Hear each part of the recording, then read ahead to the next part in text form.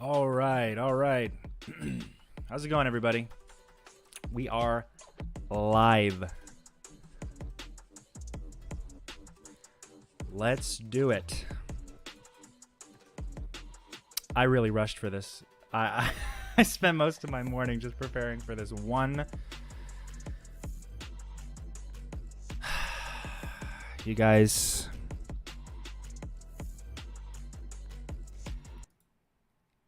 it seems I done messed up. And I know that's not my catchphrase, so I'm not going to start using it. But was it me who done messed up? Did I really mess up by starting, by replying to a conversation? I received some DMs from a guy. First of all, let me start by saying hey to all the regulars. Clearwater Chad, of course, just probably got off of like 3 other lives that were happening to be here. I appreciate you. Carpe, I see a couple other people in here. Susie Q, I've seen you before. I've seen a lot of you before. So how y'all doing? It is a Sunday, July 30th. And let's just say we have content today. Because I received DMs from a guy named Jason Horvatic, who it was an ex-scientologist. I really had no idea who this guy was. But he doesn't make content, which is why I didn't know who he was. I received DMs from this guy after I made the TikTok about my ex being like a wannabe influencer or something and stealing art on Instagram and like selling it as her own. I released some tea about her as just, whatever. Nothing that wasn't public information, besides maybe her personal penchant for protecting the interests of pedophiles. I didn't expect her family to reach out to me. And I don't know if I'd call Jason family to her anymore because he's married to her cousin.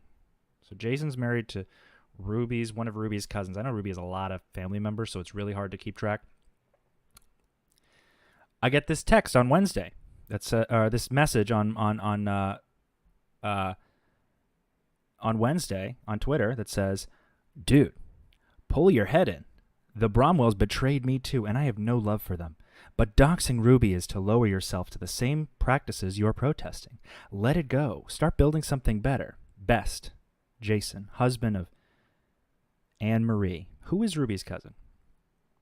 I thought this was a little insulting and confusing because I hadn't doxed anyone. Doxing is a crime and has a very specific definition. So I knew who I was talking with initially was someone who likes to generalize. This person obviously doesn't. They saw one piece of my content. And this is echoed later because we're going to watch the interview he did. I have screenshots of all the tweets. I'm going to give you a good one. As I replied to that by being like, better? I was trafficked by these fucks as a kid. And if you've been paying attention, the amount of abusers walking free because of this, I almost don't want to swear. I've been getting demonetized a lot, guys. I know it's like my thing. It doesn't matter. I was basically just like, this bullshit ethics system is seemingly endless. If you think I'm expecting someone to take accountability for trafficking me inside the cult, for supporting trafficking in the cult while profiting off of stolen art, it's not cute. I'm not going to do that. I'm not just going to if I know this person specifically, and I know that they're doing something wrong, yeah, I can let them just do the wrong things, but some people are good at lying, and some people keep it some people keep it so fake that it bothers me. So I just wanted to stir the pot a little bit. You know, if she wants to be an influencer, a public figure, then she should understand that you have to take accountability in public when you're a public figure. People are then not just asking, you know, people should know who they're supporting, because she sells things. She sells tattoos. She sells T-shirts with some random traced design on them. So I just thought they were very. That was stolen from, like, you know, some artist that she traced. I'm rambling. That my effort was not to hide my activities, because I know what I'm doing, but more to just explain why. Because Jason has a problem with empathy. He also has a problem with self-esteem. Now, we're going to get into that, because we're going to watch this video. I just spent all morning watching 2 videos. I didn't even get through the debate. I was watching the debate yesterday. I got pulled off about an hour and a half in. So you're gonna hear some things that I've written down already, and you're gonna hear some things that some things are just gonna be my my authentic reaction. Somebody said it wasn't really a debate. You'll see in the title of this video, I put debate in quotes, because it wasn't a debate. It was 2 people who thought they disagree, slowly coming to agreements.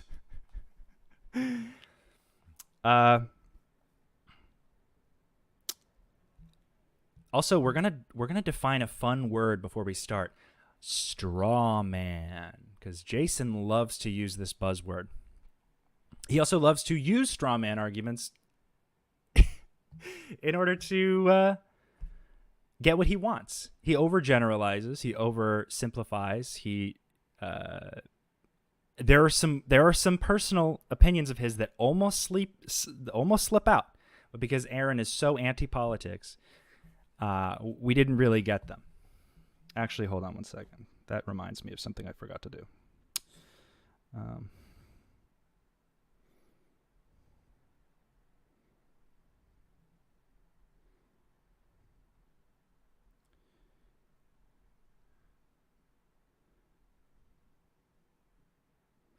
Okay.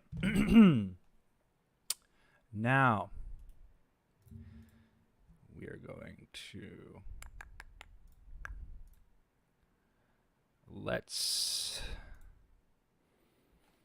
all right.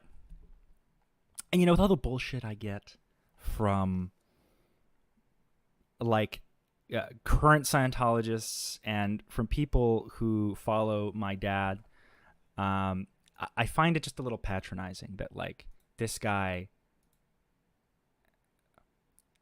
I guess, has the audacity to, even after he was kicked out of a cult, to still go to bat for them with absolutely tremendous lack of personal self-awareness or empathy for other people. I'll break this down step by step. I have like almost 2 pages of notes. I also went back and watched his interview with Chris Shelton. We're not going to watch that. I'm not spending 6 hours on stream listening to this guy ramble. We're going to listen to this on 1 1/4 speed, because this is rough, y'all. Let me take care of some of the comments before I.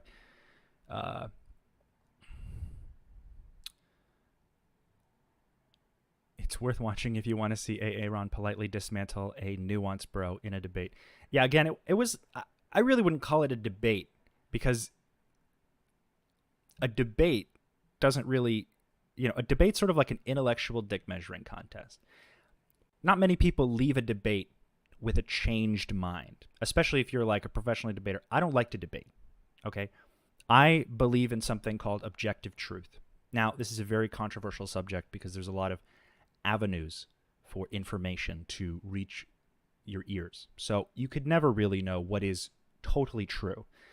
But from my experience, patterns of evidence and like accompanying that with real studies, real peer-reviewed studies, evidence-based psychology, evidence-based mental health treatment, trends of criminal activity. This guy claims to be an academic so many times in this video. It's ad nauseum repetitive. I'll let it speak for itself, and I will be interrupting constantly because, well, I talk a lot. Catching up at 1.75 speed on this one, yeah, you're gonna be caught up pretty quick.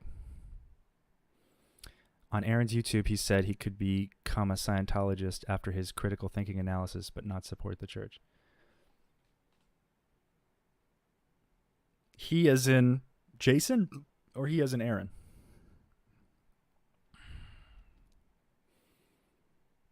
What's the most disturbing movie you ever saw?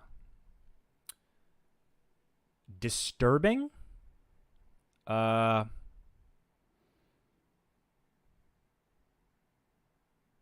Disturbing.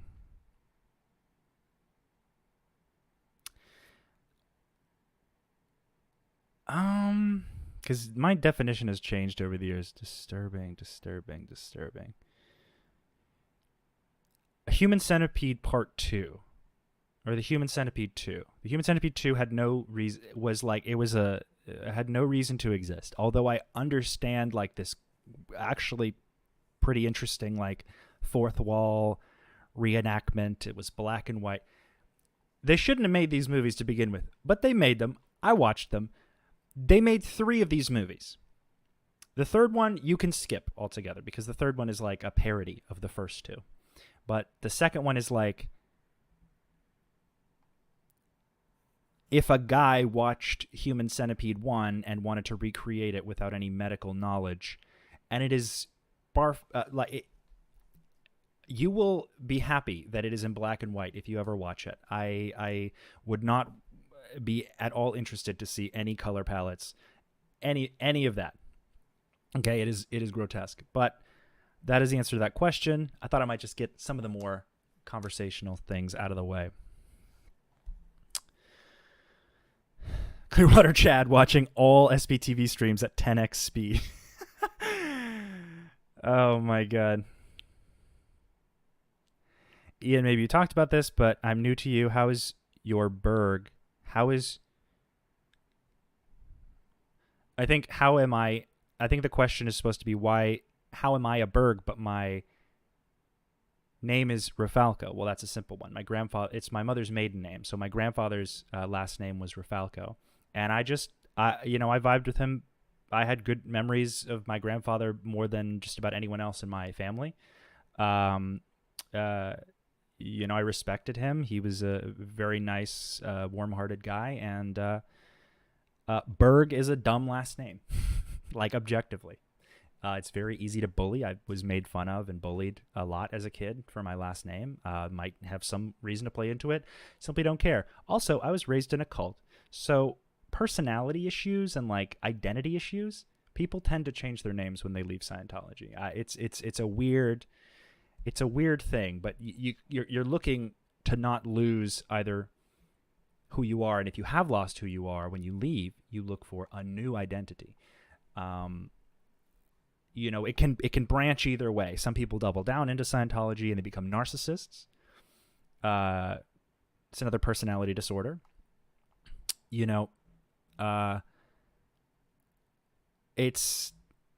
Anyway. Oh, L. Ron Hubbard is here, everybody. Let's give 3 cheers for LRH. Let's just do the clap thingamabob. You remember. Those who know, know. Okay, let's get into this. Jason repeatedly called himself an academic, then denied he was an academic. I have a lot of contradictions listed here. In his interview, let's watch this thing. I'm going to pause it. I'm going to pause it a lot. I'm sorry. Maybe I'll clip this.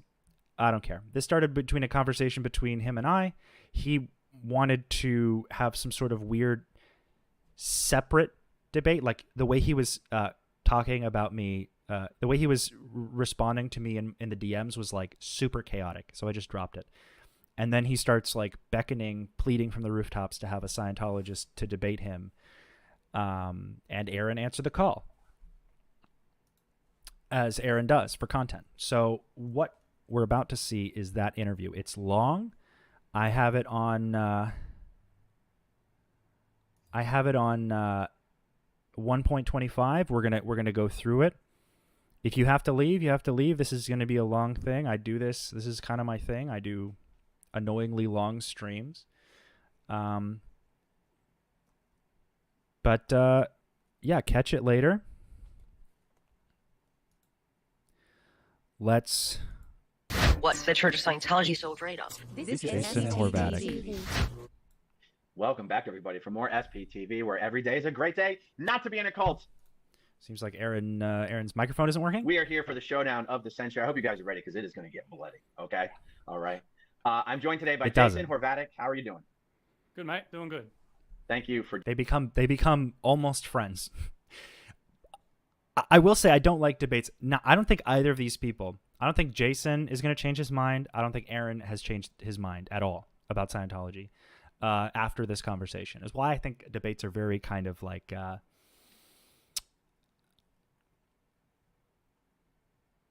it's an exercise, and it's probably a good exercise. But my autism sort of prevents me from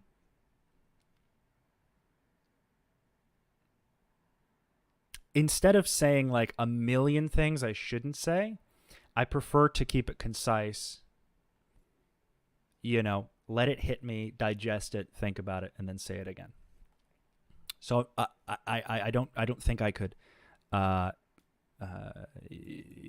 a debate. I have certain anxieties, I guess, that would hinder that. Also, I don't think they're academically necessary,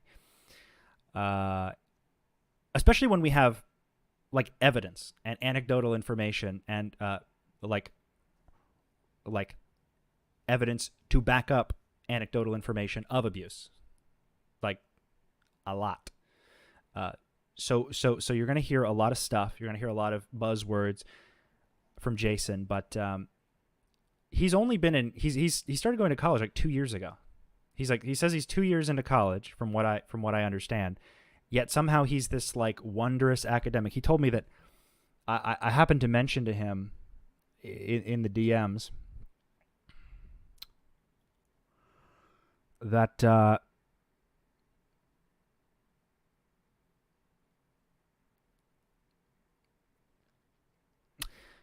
right after I mentioned that I didn't dox anyone. I just think someone should take accountability. His immediate response was out of absolutely nowhere was, here's an analogy example for you.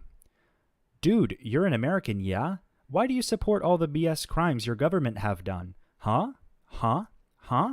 All the wars the U.S. has started, invading other countries. How dare you? See how the above isn't a very good argument? We can hold everyone who is part of a group accountable for the worst things that some leaders do.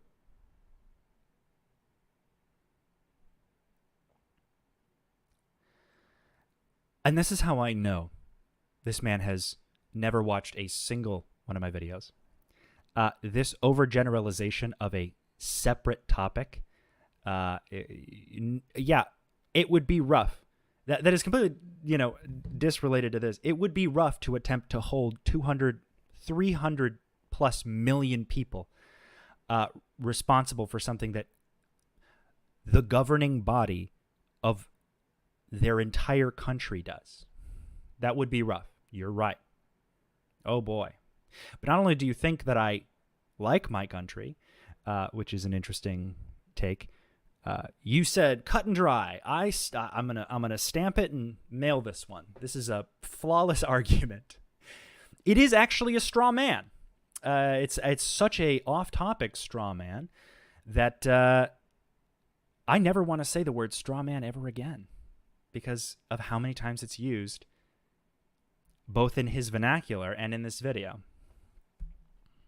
joining me. I wanted the AA Ron clip. Why didn't we get the AA Ron clip? I know. I should have done the AA Ron clip. Actually, here we go. And again, I don't think there's anything structurally wrong with this man's brain. Okay.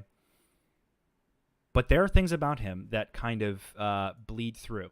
There are prejudices, and there's biases, and there's disinformation that he has become subjected to that tells you kind of his position. It shows you kind of where he sits. And we'll get into that because I picked up on it. Are y'all ready? Balake. Yeah. Where is Balake at? My name's Blake. Blah, blah, blah. I feel I've arrived now. That's good. Okay, let's just tell everyone real quick. Jason, you're a former Scientologist. You were in the Sea Org for a little bit as well. You're from Australia, right? I'm in Australia. I'm in Perth, Australia right now. Perth, Australia. And you're in your final year of university working on a BA? Mm-hmm. Mm-hmm. Okay, awesome. Now, you came to my attention because I saw you on Twitter. People were tagging. So he's almost a graduate of his local university, which is nice. I wouldn't call that. I would say he's been to school now that he's left Scientology. I wouldn't call him an academic, but he would fight this. He would fight this.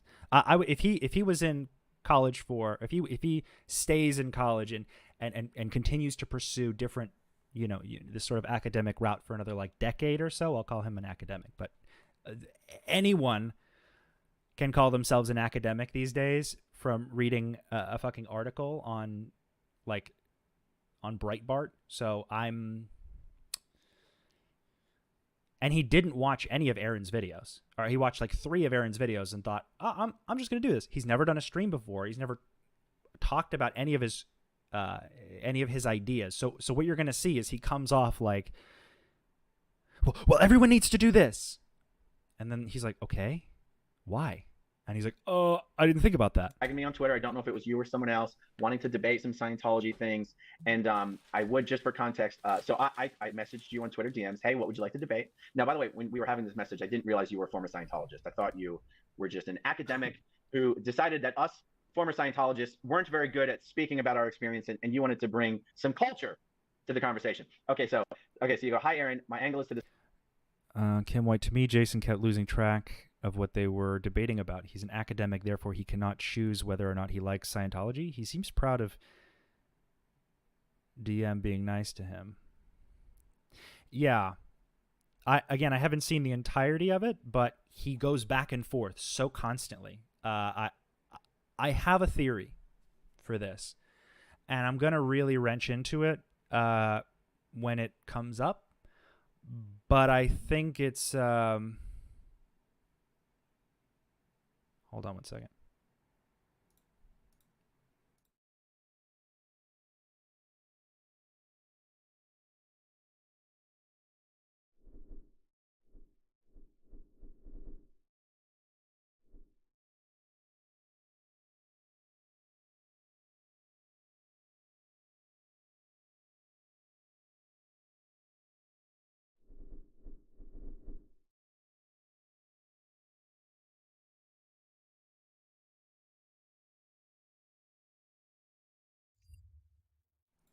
Sorry about that. Okay. I have my theory. I have my theories, but we'll get there when we get there. Discuss Scientology itself as opposed to the Church of Scientology and its associated figures. I don't feel Scientology itself is being discussed, and I feel that makes it harder for friends and family of Scientologists, as well as Scientologists poking their heads out of Scientology, to analyze their ideas and think them over critically. We could discuss, debate any big topic regarding Scientology itself that you like, from is Scientology religion, to is Hubbard a philosopher, to can Scientology survive in the modern times. Okay, so already we have he's favoring his personal experience. He's favoring this man is sort of nowhere in Scientology. I feel like if I don't just let it play, we're gonna be here for 3 hours, and then we're gonna be here for another 2 hours while I make up the time in between each time I'm pausing talking about it. Okay, so let me ask you this. But he wants to come to battle for Scientology as a theory. What, generally speaking, what do you feel is missing or lacking from the discourse that you've seen publicly on Scientology? Analysis of the basic concepts and giving them a fair go. So, for example, you could take. Okay, well, so I'm a major in linguistics, so you could take the word unprepared. could not provide an example of something in Scientology to talk about. And he's going to go into his linguistics degree for the first of like 12 times he does it. But you could take the Not plugged in this whole time. So anyway, okay, that does sound better. Yeah. a little bit. Hey, go ahead. Sorry, I interrupted you. That's right. So I'm a linguistics major, so you could discuss HOB clearing words and go through the merits and demerits of such an approach instead of just going like it's garbage and I hate it. And when we do that, I think I've heard this phrase, the bubble, the Scientology bubble. I've heard Mike Rinder use it. So he's already is this very minimal opinion, right? Essentially what Jason wants, and I could summarize this entire video by just telling you exactly what Jason wants. Jason wants a Scientologist-friendly content that caters to taking the nuances of what you learn in Scientology to a video describing how you see this thing that you were raised to do. Well, this is how it doesn't work in reality. Here, step by step, we're going to go through every single one of his like 10,000 policies or however many policies he has and say, hey, Scientologist watching this guy who's a declared SP, I want you to pay attention and listen to the words that I say while I deconstruct your religion for you, show you why it is wrong, and tell you to leave it. Scientologists have their own reasons why they do not watch ex-Scientology content. The biggest one, which is the one I think he ignores the most, even though he says he doesn't like it, is the threat of disconnection. If you're watching Scientology content on the internet, this is to Scientologists in their own internal justice system called a high crime. A high crime is punishable by declaration of suppressive, of an SP declare, getting kicked out of Scientology. You are like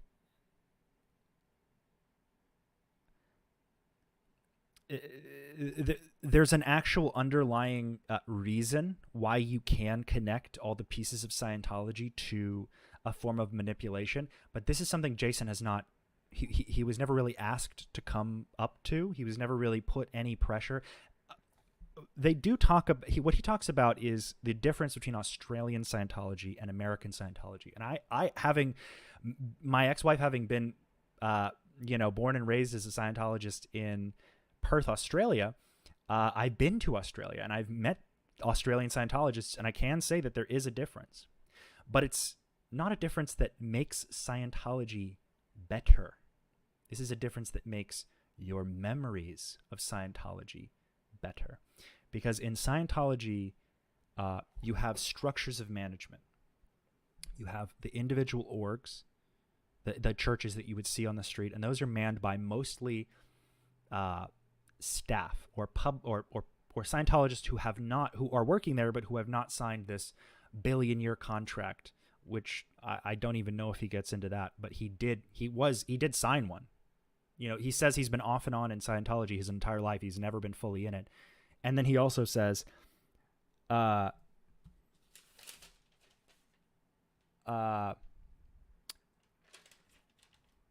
he's as hardcore. I was as hardcore as a Scientologist as I could be, which is wrong, because you just admitted that was a lot. You just admitted that that's not true. And I'm pulling a little bit from information from his interview with Chris Shelton. Again, I'm not going to watch that. That is so long. I've already tried to watch it at like over 1.5 speed. And in the structures of Scientology in America, from what I understand and from what I have made out of this issue, is that pressure, especially ecclesiastical like management pressure from David Miscavige, is easier to apply and enforce where all the executives are most local. Australia, I don't know if you've realized this, is to David Miscavige and to most other Americans like over a 10-hour flight. It's for me it was 14 and a half hours.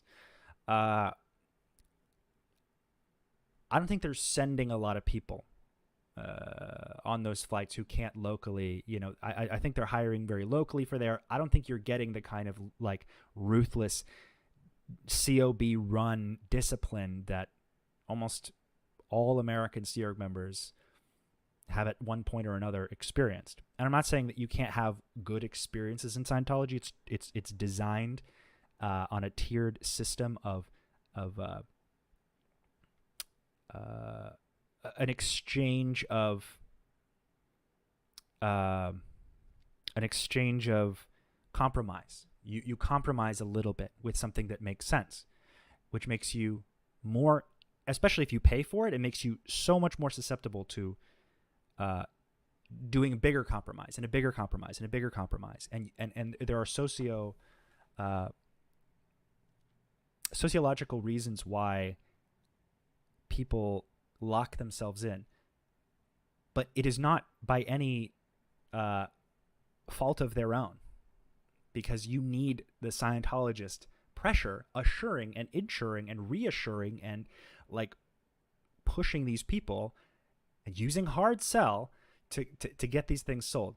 Now, I don't take Jason as a very empathetic person, and we're going to get to that, but I think that Scientologists in Australia are just kind of going through the motions on their own, which is why it's like extremely, almost not even present. There's like less than 2,000 Scientologists in Australia.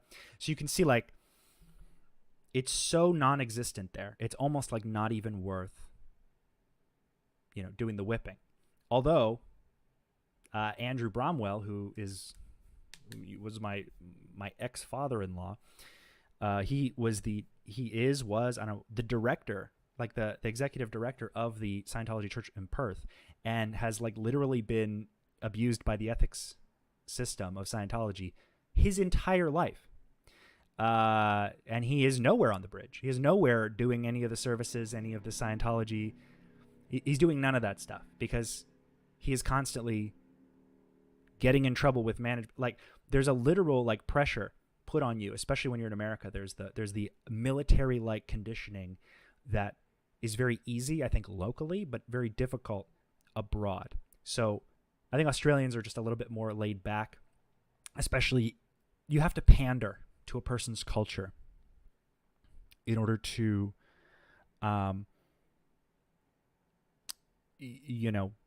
get their agreement. So I think to a greater or lesser degree, Australian Scientologists have just had it a little easier. They really never had to, do any of the actual, which is an overall good to them, I guess, but it really disconnects them from Scientology's not like that. Oh, well, that never happened to me. I had a great relationship with my kids, or with my parents. And, so I just don't think Scientology's like that. And that is like a purely psychotic thought process. There's no critical thinking involved. By stopping there, by stopping at your own personal experience, you show you have no empathy. And Scientology in Australia is only allowed, and another reason I think is because the Australian government only allows Scientology tax exemption if Australia gets like a written, like the government of Australia gets like a written evidence of like what they're paying for, what they're doing with their money. They have to report this income in order to be considered a religion. So they're on like thin ice with Australia.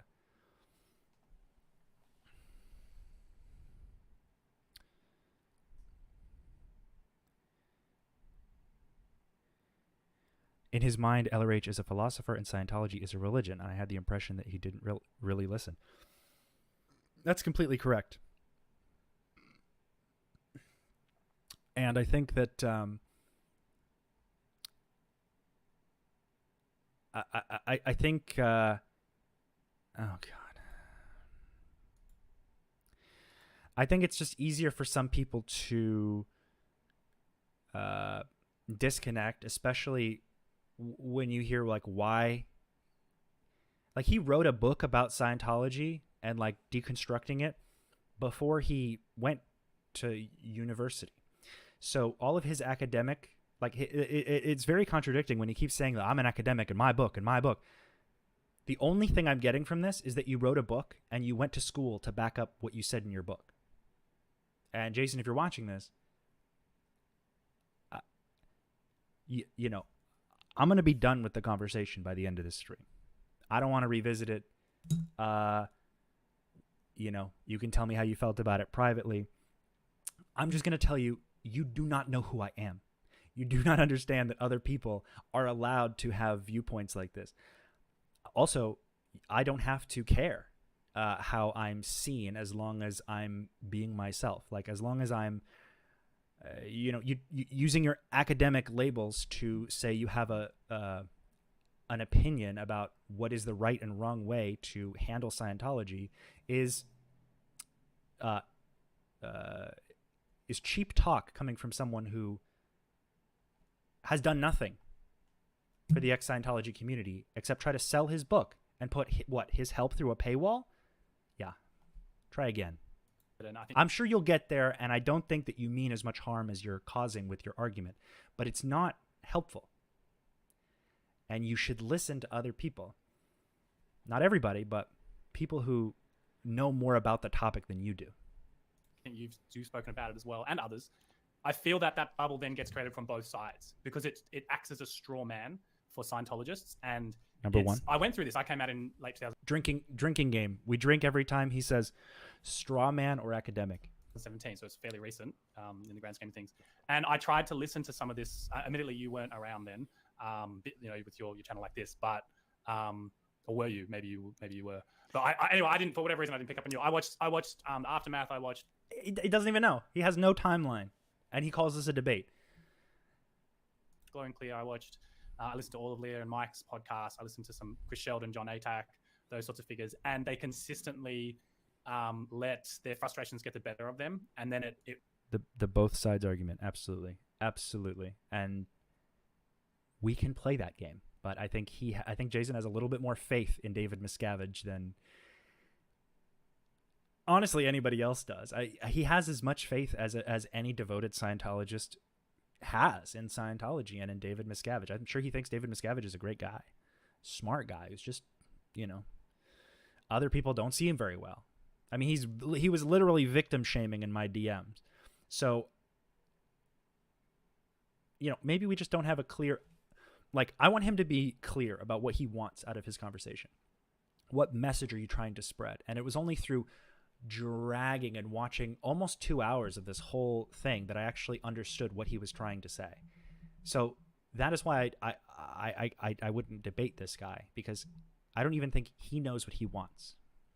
Allowed me, and then they engage in a straw man of the basic ideas, and it allowed me to sort of go, like you can then fall prey to the church's propaganda and go, well, Leah Remini's a liar. And I go, oh, yes, she did say that all Scientologists have to study for 2.5 hours a day. That is a lie, because I never fucking did that in my entire life, and I was a Scientologist until I was 31 years of age. So then I'd remain a Scientologist. I don't engage. So I really would like to see the bubble turn into more of like a boulevard. Like let's let people cross sort of with some more nuance. So I'll tell you, I mean, when I read your, not really, when we were messaging back and forth in Twitter, I couldn't help but think, in response to the arguments or the statements or examples that you were given, I just couldn't help but keep asking myself, have you ever watched any of my videos? So after I tweeted you, I started watching some of your videos because I thought, fuck, I better watch some of Aaron, because you know, I might be. He was like, yes, I'll do the debate. Who is this guy? Let me watch a few of his videos. Anon, he acts like none of us mentally went through anything to do with analyzing. We peeled off those layers starting the day we mentally left. Yeah, but this guy, it was so hunky-dory, easy breezy, beautiful cover girl. You'll find, if you look into Jason's history, that he's never been committed to Scientology. He was always 1 foot in, 1 foot out, as opposed to being skeptical, as opposed to being you know, maybe in permanent anticipation. You know, that the very common Scientology sort of mentality to be always on the edge of proof. Like, the second I do my OT preps, or the second I go clear, I'll see what I need to see to fully believe Scientology. Because there is no evidence, there is no fact, there is no like physical real thing that you can look at and say, wow, this is real, despite, like, besides anecdotal like success stories. So you're always kind of on this cusp of like, you know, maybe my grade 4 will fix this problem that I have, or L. Ron Hubbard even has a word for it. It's called the hidden standard in auditing. And the hidden standard in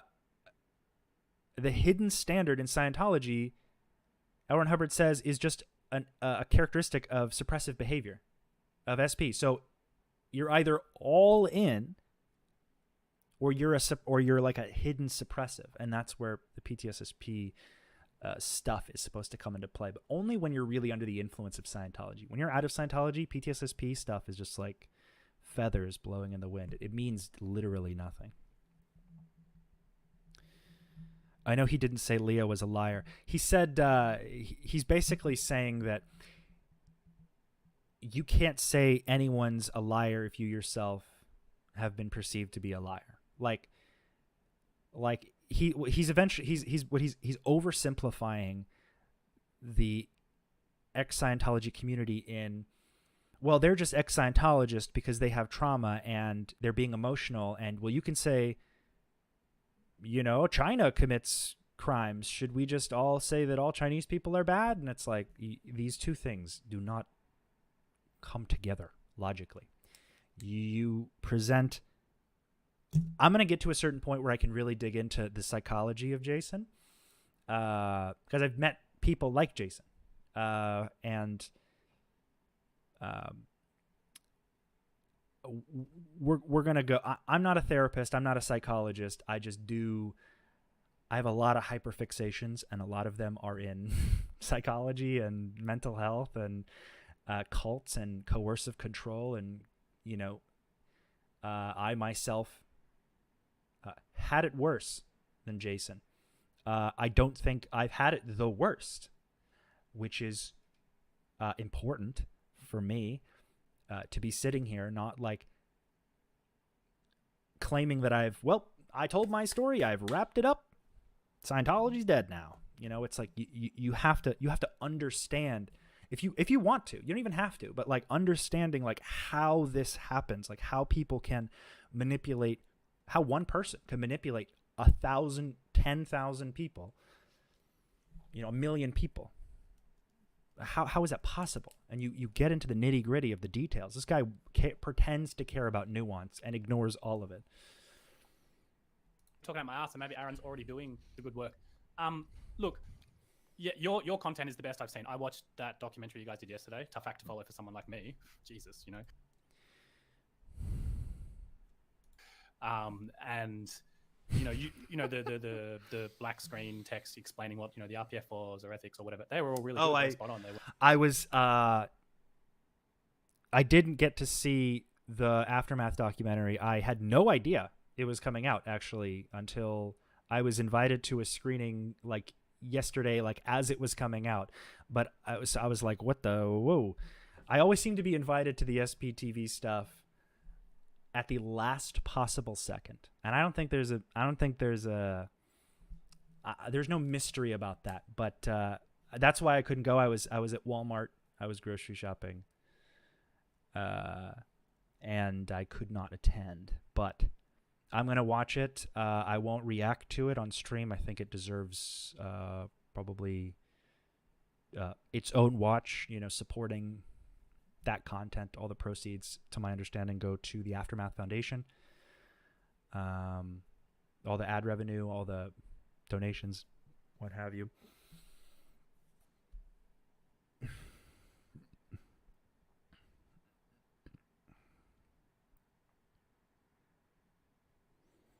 If you watch, he gets a pen, and as he gets defensive, he waves it as if poking it in someone's face. And I keep saying, put the pen down because it's offensive here to wave a pen at someone. Some people have physiological kind of defensive mechanisms, like you could say crossing your arms is closed posturing. It's defensive posturing. Or someone who lays back and puts their hands behind their head is defensive. I don't care. Body language is too subjective. It's not wrong, or I think pseudoscientific. I think it's just it's such a there's so many variables when it comes to human action and reaction that it's too needless for me to break down body language. Although I will, there are some times when it matters. I just don't think. But yeah, it absolutely it can trigger you. Like anything he does can trigger you. I mean, he triggered me a few times with just the lack of awareness he had. One thing specifically, and I really want to get to that, although my ADHD will not allow that. Straw manning at all. We're 5 minutes into the video, guys. I have severe. What would Hassan call it? A pausing Andy. Someone who pauses the video constantly to hear their own voice. It's annoying. It was a really fair go. I would say though that having a channel called SPTV might not attract. So it's a great name, but you know what I mean. Like it might not attract Scientologists to it. But you'll notice the name of the channel isn't SPTV. The name of the channel is Growing Up in Scientology. Fair enough. Also, the use of the X word, the confidential information from OT3. The X word. He actually said the X word. I was reading that comment. He can't say Xenu out loud, saying the X word, yet he wouldn't be willing to admit that WOG is a slur.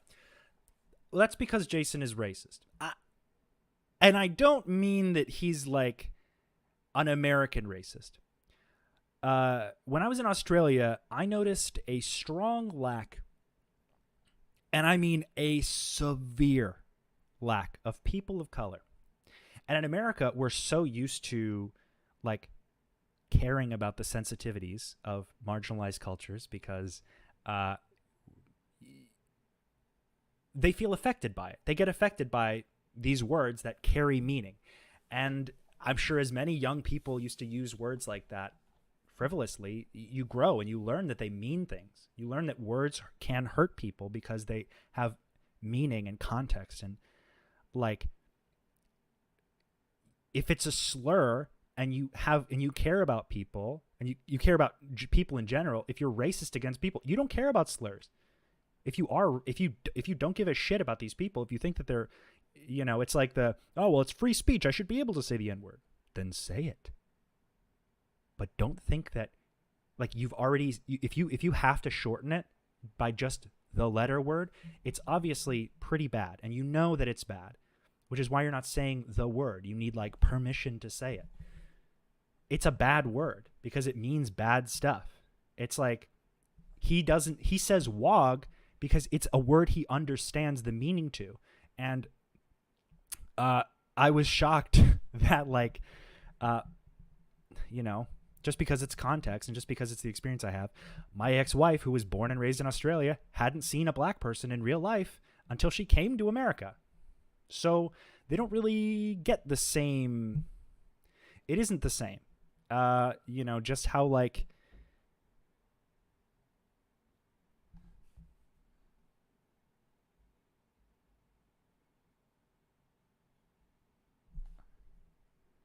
Hold on. Anyway, so it's not the same, but Jason doesn't understand that.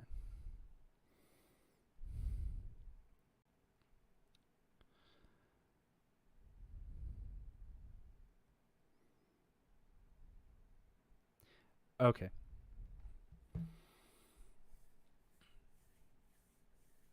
Like he says the X word, like, bro, they don't even know. Like if you're thinking that like the majority of Scientologists don't know what Xenu is, which is true, they haven't heard about Xenu in the context of Scientology, then why even shorten it?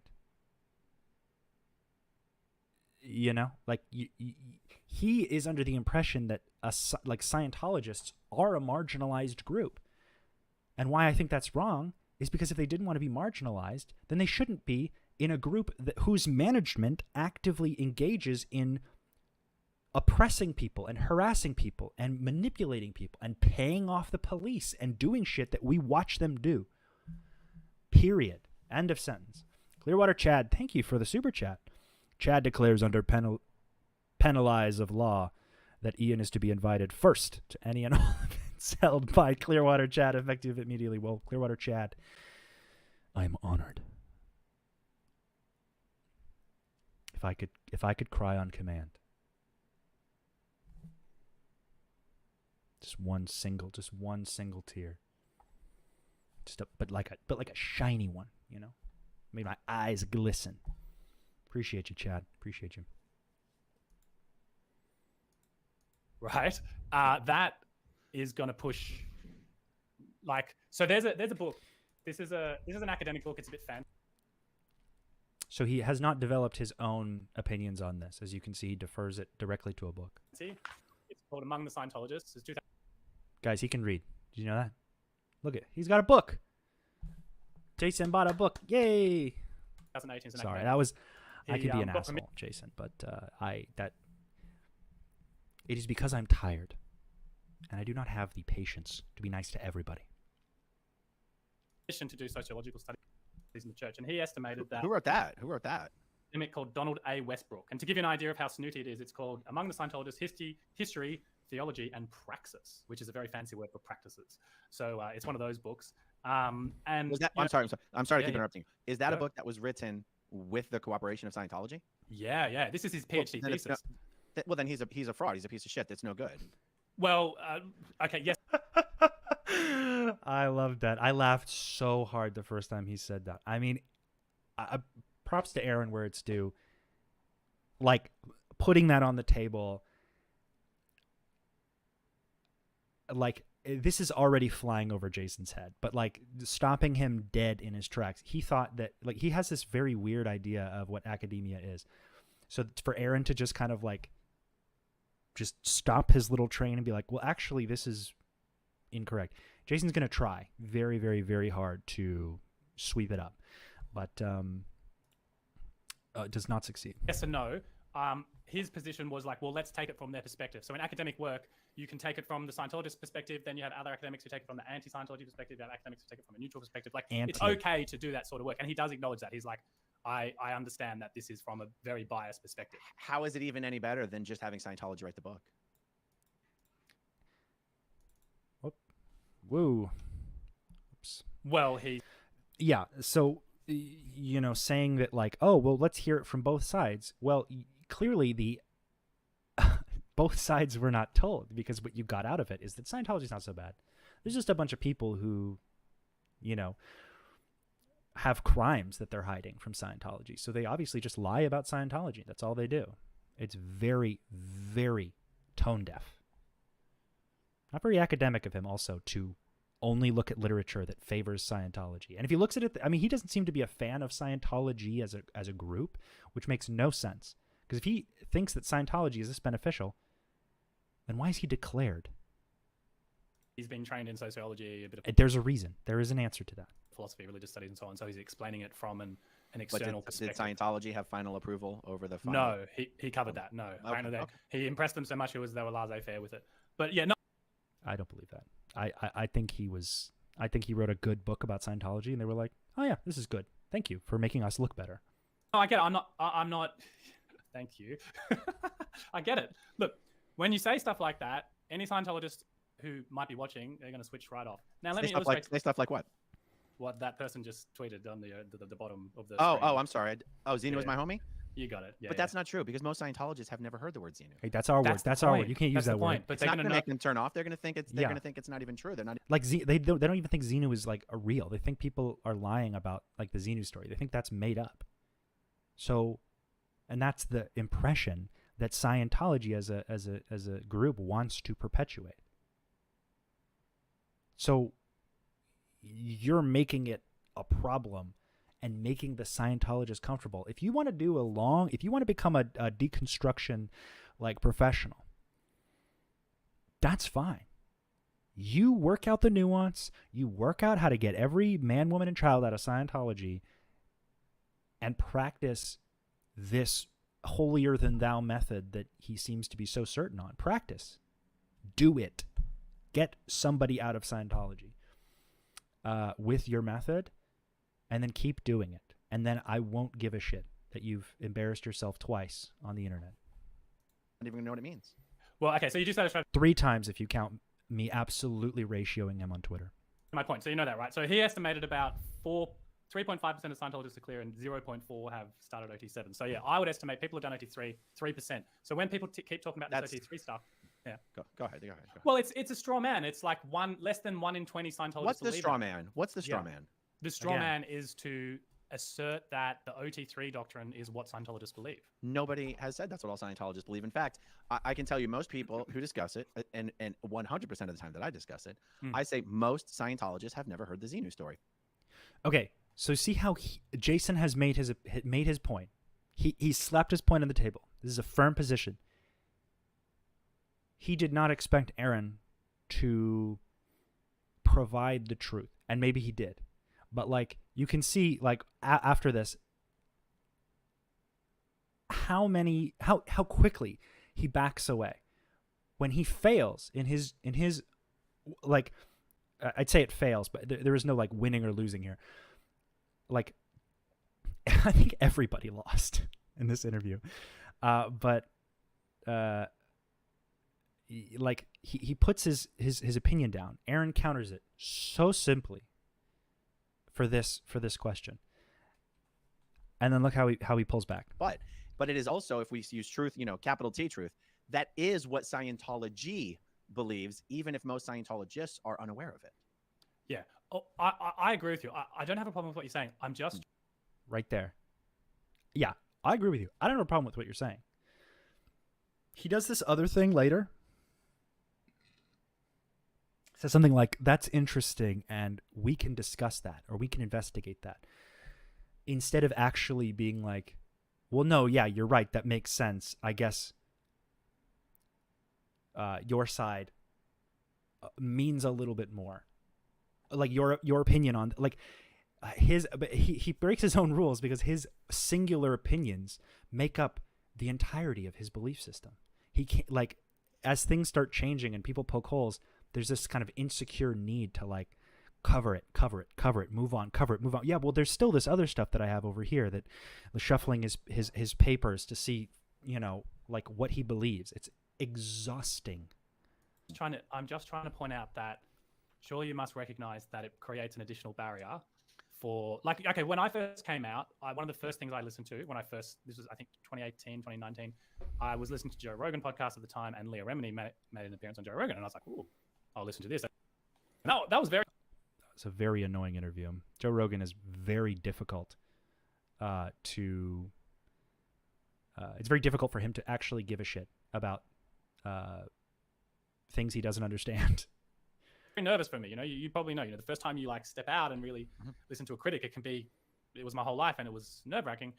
And then Leah would go into the OT3 story and I found myself like turning off the podcast for a few minutes, coming back to it, like skipping, and it made it harder for me. So we're so close here, but he doesn't look into that because emotions aren't important. Jason also does not see therapy as meaningful or useful, which is why he made that evident in his responses to me on Twitter. And you can look at the Twitter conversations again, but there's this fear that lives in Jason's head that if Scientology was for nothing, everything I've ever done is meaningless. If Scientology is just all bad and all made up or useless or not, needed because it actually just takes from like self-help stuff and most of it's made up,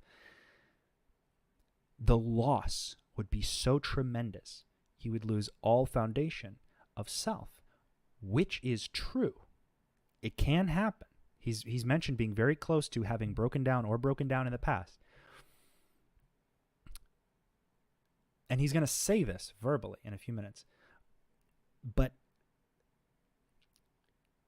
I'll admit it's fair to say that you feel uncomfortable, very uncomfortable, scared even, to hear the story but that does not mean that you shouldn't talk about it.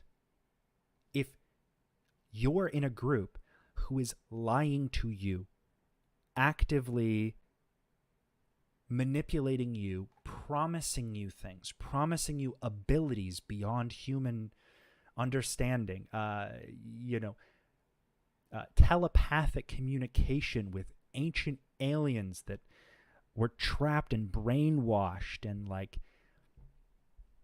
and promising you all these things, promising cures for disease. And in auditing, obviously you sign the waiver that says, even though it says we're promising you this, don't expect to get anything out of it for legal reasons. And you're like, yeah, but we know, this is so legally the normies who get afraid can't sue, but we know that this will cure things. Like, you're spending money because they have quotas, not even because they can deliver, but because GI, general income or gross income of the org per week, is what matters most. Now you could say, well, the delivery of the products, the delivery of, that's what they are, the delivery of the services will dictate how much money they made. And I've watched this not be the case every time. And if it cannot be enforced fully, then there is no stability to your understanding of, oh, well, only these people do that, or only some, like all Scientologists just want this. You're overgeneralizing like something that you have no experience with.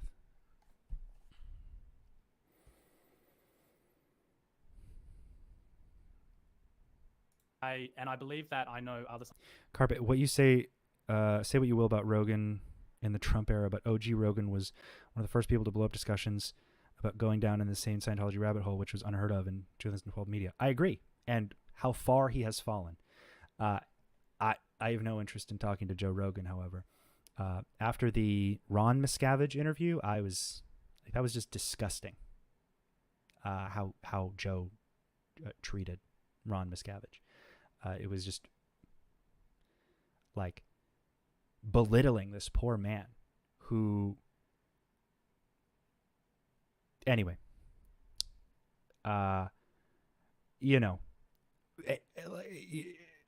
you're right. There's something to be said about that, but you can't,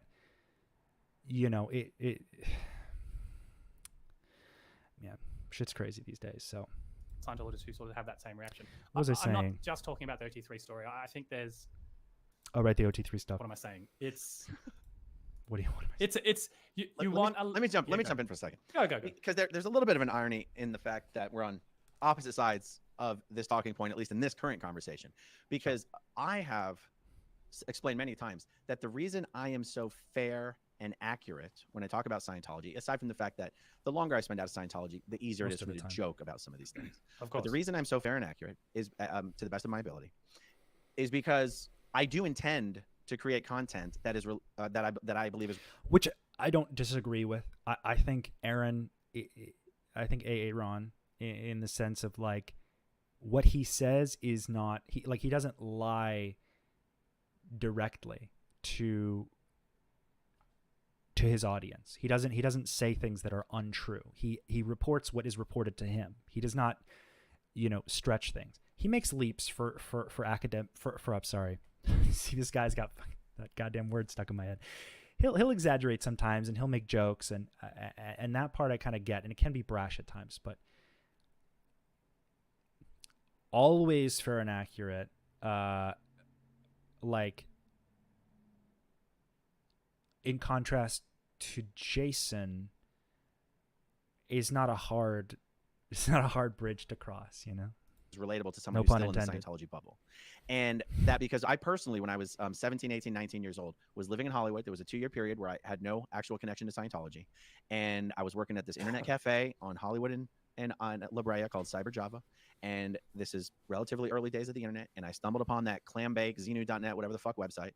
And the stuff on there was so, to me at the time, objectionable, degrading, joking, exaggerated generalities, that it turned me off. It was offensive. I spent 15 more years in Scientology. So the Bingo. irony is, you're kind of making the argument that the Yeah, the same. content. I was told that it was a lie, and I heard about it several times. I even listened to the, L. Ron Hubbard talk about Xenu, because he does, and I even have a version of it on my TikTok. But it didn't stop me, because I had literal human beings like convincing me in barrage that these things were not only false, but they were invented in order to destroy this ethical group that we are a part of. So he seems to be very lost on the manipulation aspect, even though he was manipulated. This is just him from a manipulated standpoint. This is the closest a Scientologist, I think, can ever come to intelligence without leaving the Scientology mindset, which is not saying much. But then again, it doesn't really matter, because you can say just about anything and on the internet, and there's a handful of people who will just believe you carte blanche. Me and my friends are putting out would be doing that exact same thing to present people, which I appreciate the argument and I understand the sentiment. Mm-hmm. And I guess you can always become the thing that you hated. But on the one hand, me and the other SPTV creators are contacted all the time by people in Scientology who are watching our stuff and love it. And like, you have no idea how many people, are watching. And so I guess I sort of feel like I have an objective test that I think we're doing it right. But at the same time, anyone could always come along and do it differently, and that would be totally okay too. Yeah, right. And that's the question. So I considered, But I have to say, though, the idea that former Scientologists shouldn't talk about Xenu is insane to me, because this story and the fact that people spend thousands of hours and hundreds of thousands of dollars telepathically auditing body thetans, and this is all associated with the Xenu story, has so much to do with understanding the actual Scientology experience. And I'll go one step further. If I was in Scientology and I heard from someone who I thought was credible and fair and accurate and had a track history of being fair, if I had heard about the Xenu story and I found out that the OT levels were literally telepathically auditing tens of thousands of thetans stuck to you, that would have opened up my eyes. Yeah. And don't you think that is talking about Scientology instead of talking about just the Church of Scientology or David Miscavige, but talking about Scientology itself? I mean, isn't that what Xenu is, the OT3 story? Ultimately, it is definitely a part of it. And for some people, it obviously forms the bedrock of their worldview. It just. Here we go. Talking about people in bubbles. Jason's in a bubble right now called know-it-all syndrome. This is the precursor. This is what makes us susceptible to bad brain disease. Know-it-all syndrome is contagious. I could sum it up by just saying Jason is subscribed to Twitter Blue. So that tells you how intelligent of a person he is. Not because he's a well-known figure, but because he thinks it'll help him sell his book. And I'm sure I'm almost certain he's a grand admirer of Elon Musk, because they share the same sentiments in certain aspects.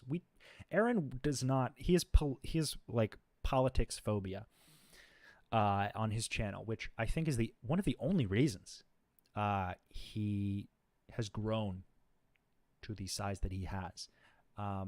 Aaron is very.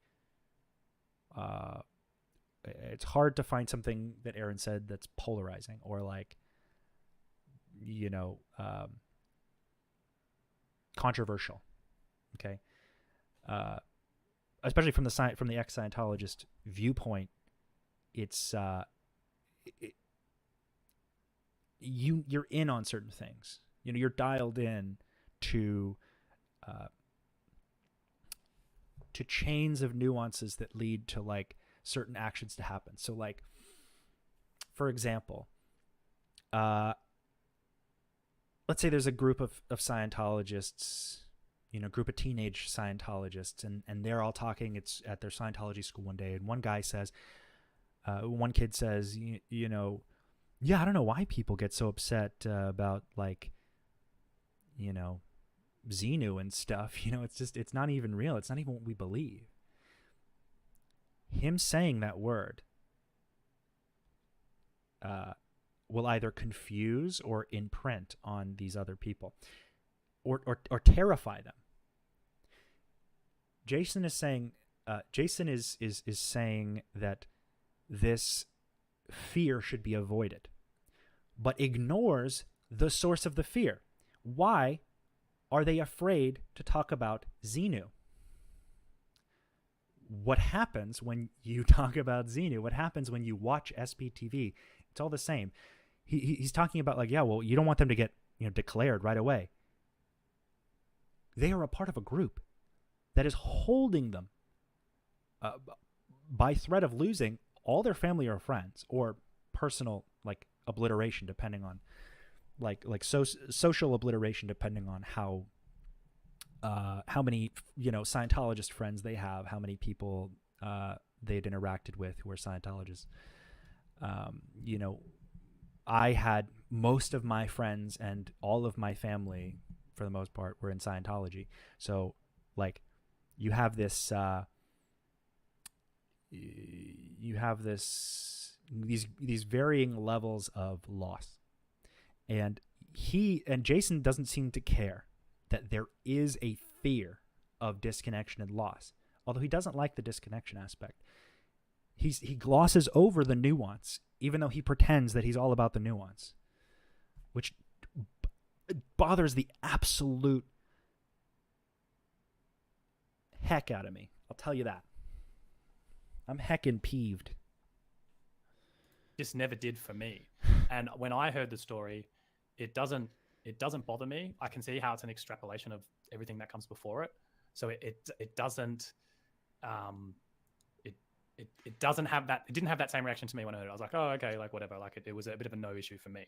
Yeah. So this man, he's already like, yeah, Xenu makes sense. So he's the target audience for Scientology. He should not have left, but they kicked him out. I think he's a little upset. I think he should do his 12 steps if he's so interested. Meaning the 12 steps to get back into, is it 12? There's a set of steps that you can. He's defending Scientology already. I mean, they might as well put him on the payroll. You know what I mean? But the reason I'm querying it is, so I listened to you on Lex. That was actually the first time I came across you. And, you said that you want people, like you're saying now, you want Scientologists to come to your channel. And what I would say is, I don't think you've become what you hated. I don't think so, Aaron. I think you are doing a good job. What I would say, though, is you, like, as you commented, you've been, like, the longer you've been out of Scientology, the easier it is to joke about it and so on.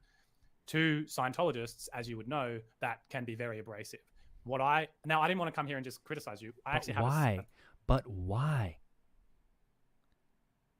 Because the truth about their group is being withheld from them, and the reality of that hurts. Maybe we pick our battles here, I'm not even saying that it's like the biggest issue. I'm just saying, let's pick our battles.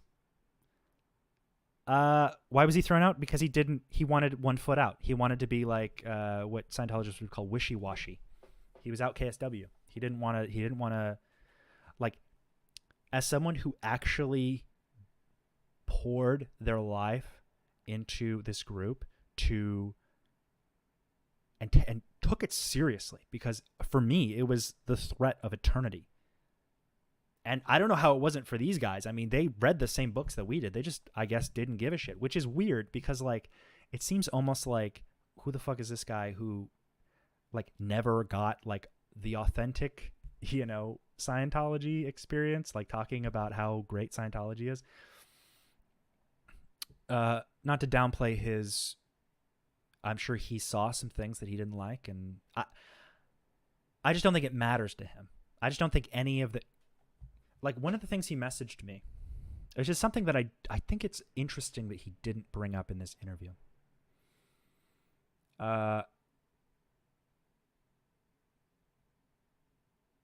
He said,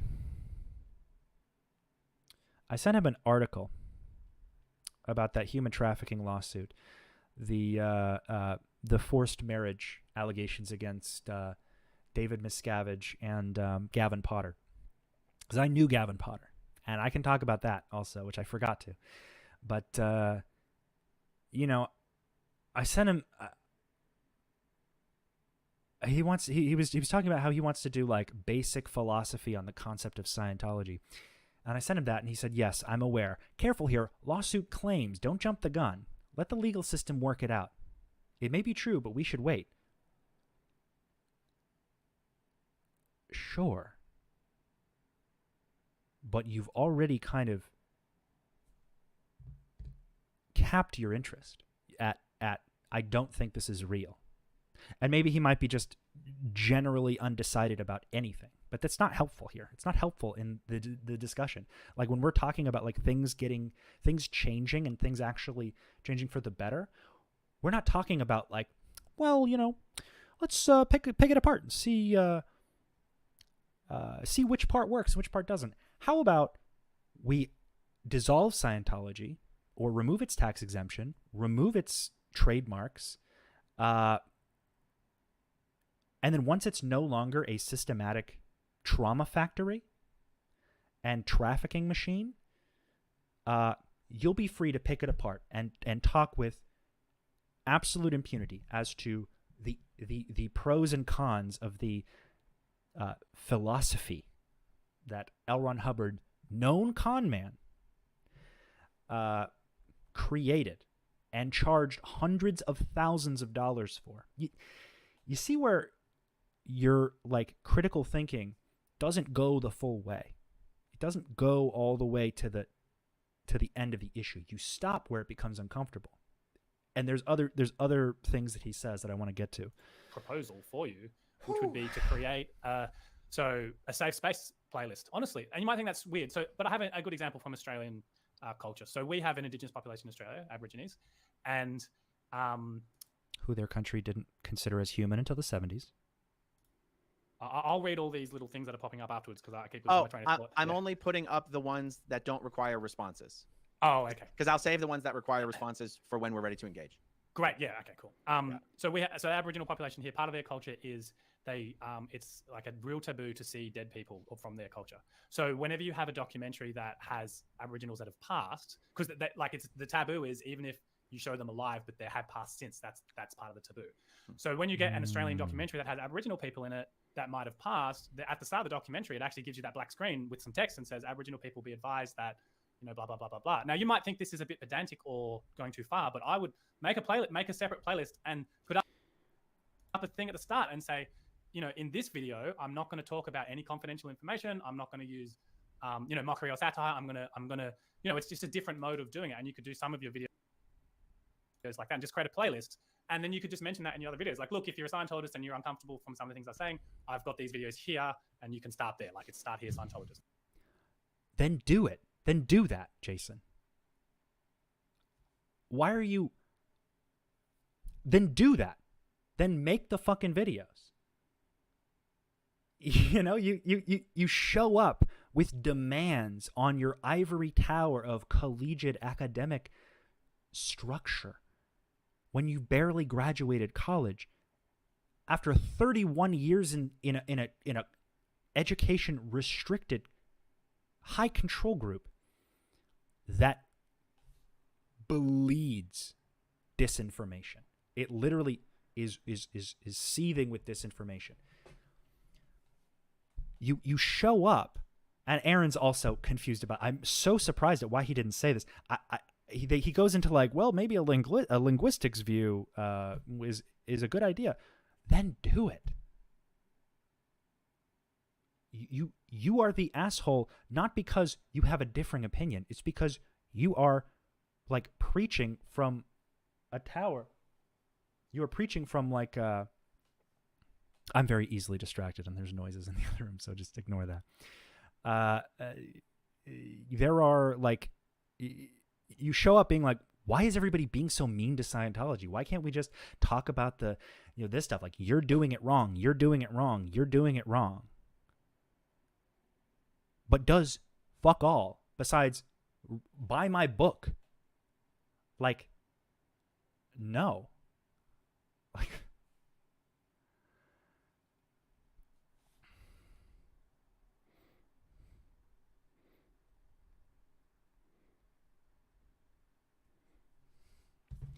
Like,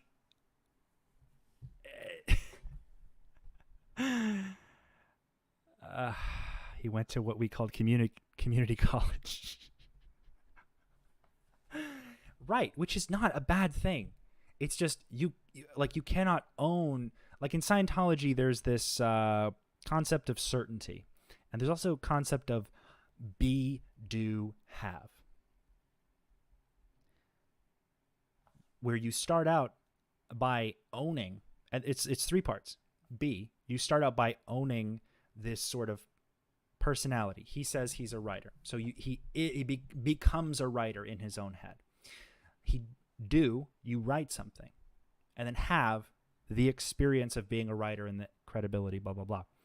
So I think, and this is just purely my opinion, I think that he believes he's an academic solely on the fact that he went to college and wants to be an academic. So he's doing the academia to then have credibility.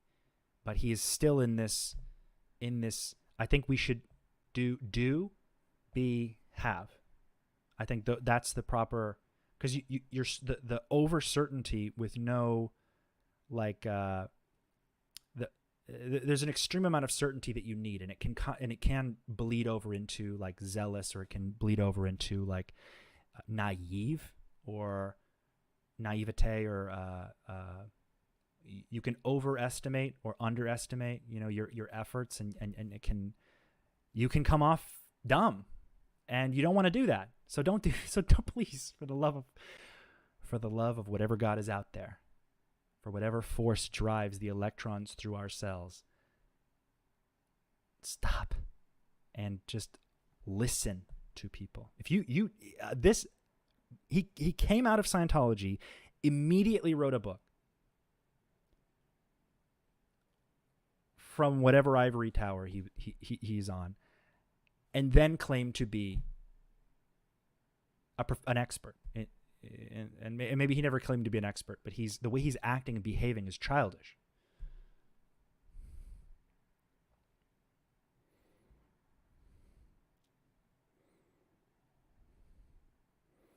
Ian, he reminds me of like 50% of the dudes who jump on Destiny's streams to tone police him post debates.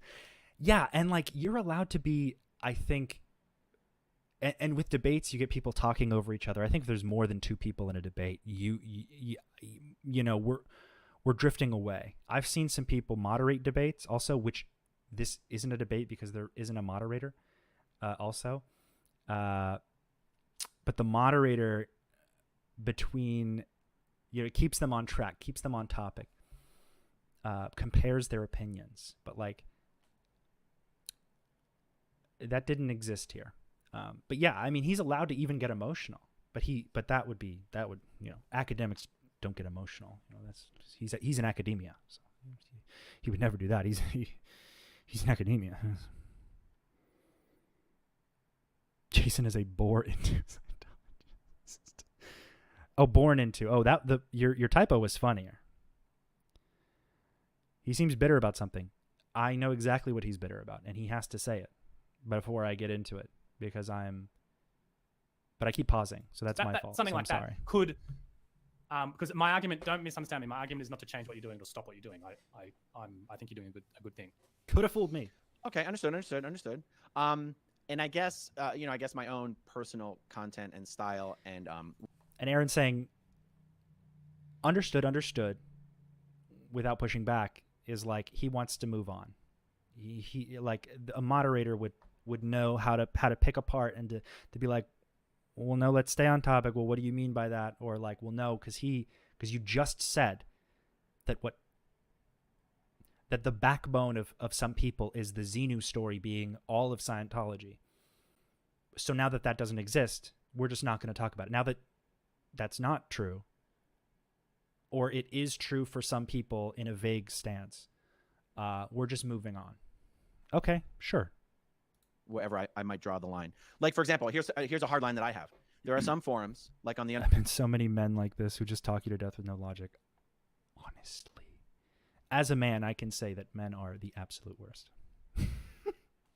We have our moments, but don't put all your stake in us. Underground Bunker blog, where Tony and his commenters regularly refer to Scientologists as clams. I think that's disgusting. I think it's disgusting. It's degrading. No Scientologist would even get the joke. They seem to have created this exaggerated idea that all Scientologists are fixated on the fact that in one of L. Ron Hubbard's books, he talks about the human jaw evolving from the hinge of a clam. History. No, of man. remember that. no History of Scientologist Man, has yeah. ever given a damn about that chapter in that book ever. Yeah, which is like, and I'm gonna hopefully I can skip past this, but like, you don't you don't go after the individual Scientologist for what they believe if you only observe them as being a Scientologist, like in practice, like they're just doing stuff. Grant Cardone should be in prison because he defrauds the public. You know, there are child predators in Scientology who should be in prison for, you know, being predators of children. There are people who commit physical abuse to their staff who should be in jail for assault and child abuse, because some of these people are minors. The system that finds out about these situations occurring does not report them, in many cases protects the abusers, comes from management. Now, if he's saying Scientology as a system is great, but the management's fucking it up, then say that. And go from, like, many weird people do deconstructions on YouTube about how Scientology actually works if you use it, X, Y, and Z. He is an independent Scientologist, even though he says he's not. That is what he is. Because he does vouch for it, and he does use it. He just uses his version. That's right. But it's never about what you believe. It's what you do on behalf of your beliefs. So the fact that they've created their own little derogatory word for Scientologists, I find literally disgusting. So Thank you. That's an example of a hard line that I have. You know, when I first started my channel, I probably would have hesitated to laugh and joke about OT3. It's just that it's so hard to even say it out loud without chuckling because you realize how stupid it sounds as you're saying it. So I'll laugh about it now. So it's possible that is it the Overton window? What's the thing where what's considered normal gradually changes over time? I forget. There's some word for it. So it's possible that my own line has shifted, and that's okay. But that's also why I like the fact that we're doing this SPTV thing, and you could have 20 different people talking about it their own different way, and you know, everyone's going to have their own style. Yes, Overton window is what I was looking for there. Let me ask you this, because I do think it's an interesting conversation. Are there other examples that you can think of? Just for context, referring to, like, for a Scientologist that would understand that term clams, the intonation that it conveys is that you are a lesser evolved kind of, like, you're lesser evolved and you're a goofy, like, devolved mass, and also your beliefs are silly because I'm calling you this. You know, it's kind of like a layered thing. I've never heard anyone call me a clam. I think I read History of Man and was like at Flag when I was training, and I was like, oh, so I'm just gonna breeze by this one. This one's like, if you want to see, like, you know, Peepaw forgot his dementia medication today, read A History of Man. Like, you literally, that's literally what it is. You know, gotta get Peepaw his horse pill, you know, to fix his rotten brain. It's literally, it's the most convoluted, psychotic book you will ever read. That you're like, I believe this is an example where the conversation might be actually hindering Scientologists from hearing the message. Yeah, so to your example of the clams, Mike Rinder regularly, I haven't seen it for a while, and I know he's, I wish him well, but he regularly used to refer to Scientologists as You're already gone. Like, you see, like, he's so particular about, like, pandering to current Scientologists. Him saying, I wish Mike Rinder well, is already disqualified him from being credible to active Scientologists. Like, Mike Rinder is the devil in Scientology. Leah Remini is the devil in Scientology. He's like, he's so generous to these people because he sees himself in them. But we'll get to that. I forgot where he says what I wanted to say, but I am pausing a lot, so that's my bad. sheeple when talking about the bubble. And that is, again, like, what, that's just not, I think that's disgusting personally. I mean, as if all Scientologists, let me tell you about now, when I spoke to Chris, did my interview with Chris Shelton, where I told my full story, if anyone. I'm just saying I'm just saying calling a Scientologist a clam isn't that bad of a slur. Reminds me of Chris Cuomo saying Frito was the N-word for Italians. That was pretty funny. No, yeah, I agree. I just it's really, it isn't that bad. But I just, for context, if anyone was curious, that's sort of how it would feel, I guess. Mainly if someone's attacking you, they're like, oh, they're attacking Scientology, they're SPs, or they have SP data or whatever. About like what happened to me and how I got here. But I definitely flagged there's a difference potentially between Australian Scientology and American Scientology. You guys have, you have states banning abortion over here and then doing castrations of minors over here. Whoa! Don't get political. So let's run that back. So I talked about the difference between Australian Scientology and American Scientology.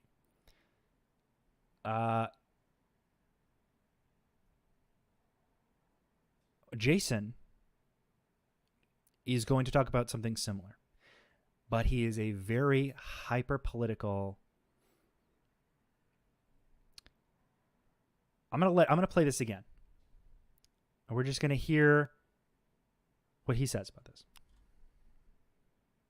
Oh, and doing castrations of you have states banning abortion over here and then doing castrations of minors over here.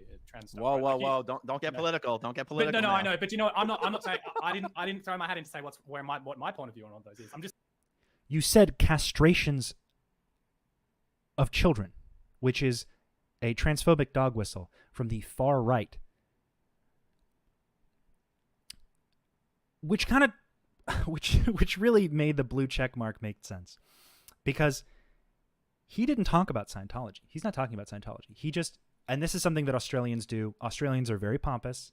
If you're from Australia, I'm not poking at you specifically. I'm sure you're a great person. You do put Australia on a pedestal where it does not belong. I'm sorry. I went to Australia and I was there for a month. Almost every person that I spent time talking to, out of nowhere,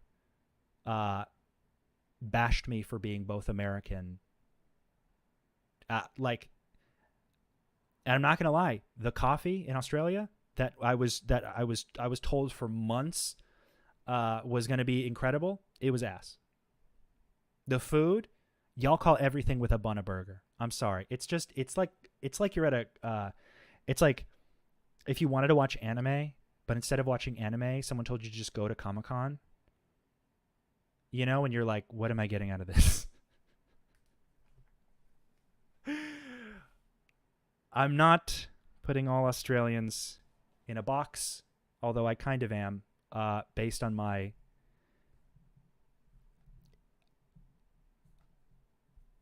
I get you in WA. Yes, if it was just WA, that makes sense. I've met also some really nice Australian people, but not in person. If it's just WA, then Western Australia, y'all need some help. Y'all lost in the sauce a little bit, but he just goes straight to like over David Mesquite. He thinks that Scientology is like as structured as a government, which is ridiculous. But yeah, I don't fuck with banning abortion. I also don't fuck with transphobia. So everyone's welcome here. I don't care who's forced you to believe you're what.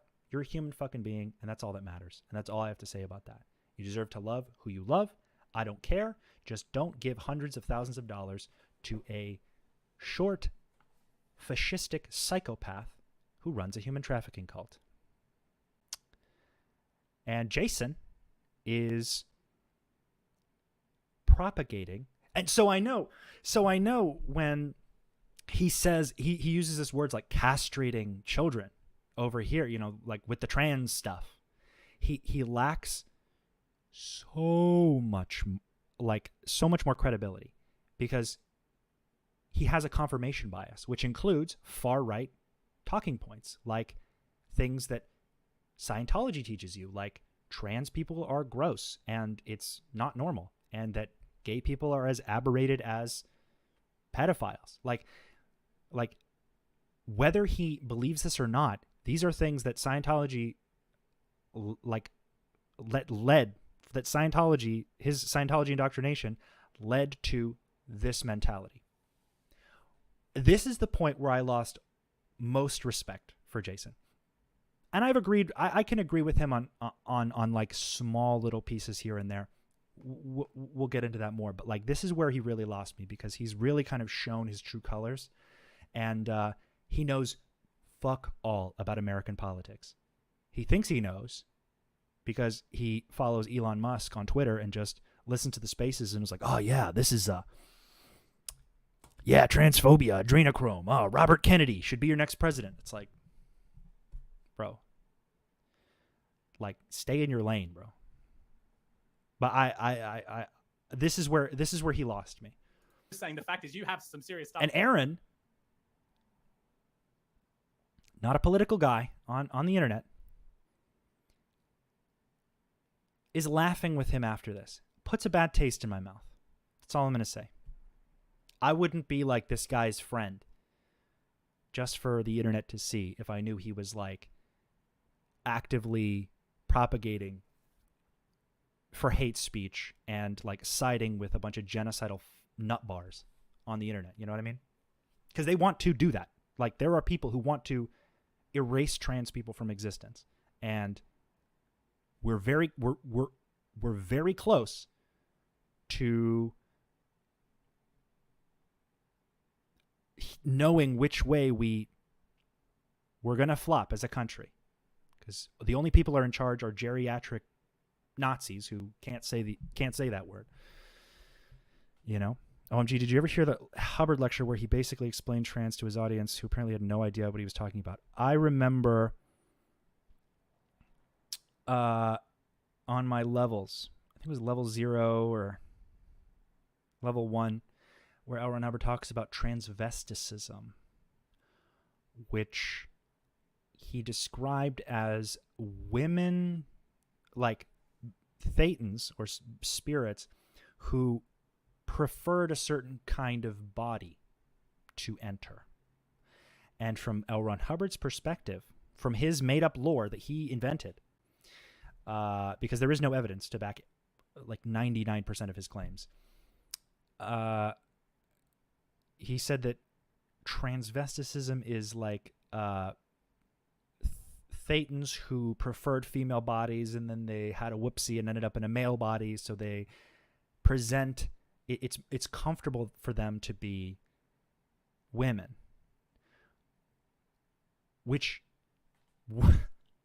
isn't derogatory in itself, but the way that it's presented, like you don't have trans Scientologists, you have people who have left Scientology to be themselves and transition, but you do not have active trans Scientologists. That is, both of my parents think trans people are disgusting, and I've listened to them talk about it, and it didn't really make any sense because I didn't really know anything at the time. But like reflecting on it, it's gross.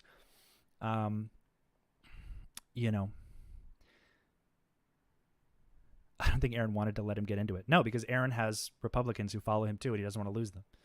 Because it's for Aaron, I think it's more of a numbers thing. The more people are made aware of it, the better, as opposed to the substance or preaching any specific message otherwise. I, however, am relatively chronically online, so I see all of this stuff happening, and I'm engaging in it. I'm absorbing it. I'm listening to different viewpoints constantly. I see people, and I don't agree with everybody on the internet about everything, but I agree that on a very simple message that it starts with, trans people are weird. You wouldn't do that, would you? And it ends with people with swastika patches parading around like it's normal. So Jason is wrong about a lot here, but mostly about his the quality of his comparisons are disgusting. Oh, just noticed you're at 15K. I Thank you. I congratulations on your channel growing well. Thank you.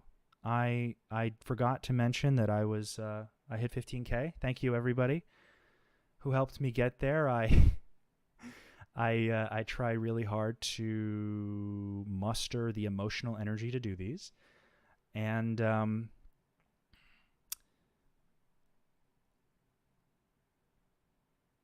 it pays off just knowing that I speak to people that I'm talking to, and that I reach the people that I'm, who want to listen. There's a lot of self-doubt in people who inside you when you are leaving a group like this, or when you have doubts about a group like this. You doubt yourself, and I've struggled with that quite a bit. So I'm speaking to people who get that there is more to life than what is seemingly these two sides of Scientology's good, Scientology's all bad. It's like I don't have the both sides argument. I've done the work already to describe to myself why Scientology is bad from start to finish, in like hundreds of layers of nuanced actions versus beliefs versus all of the references I've read, all the training. I guess where some people gather memorabilia for holding memories, I just have a really strong long-term memory. And I was also encouraged to just throw out all my stuff when I was a kid. So I never really had anything to hold on to, but I was always remembering things very clearly. So as long as my long-term memory is stays good, I'll keep doing this. My short-term memory, dog shit. Awful. Terrible. But I'm speaking to people that I care about, and I feel like in some way those people are going to find my content and we're going to talk,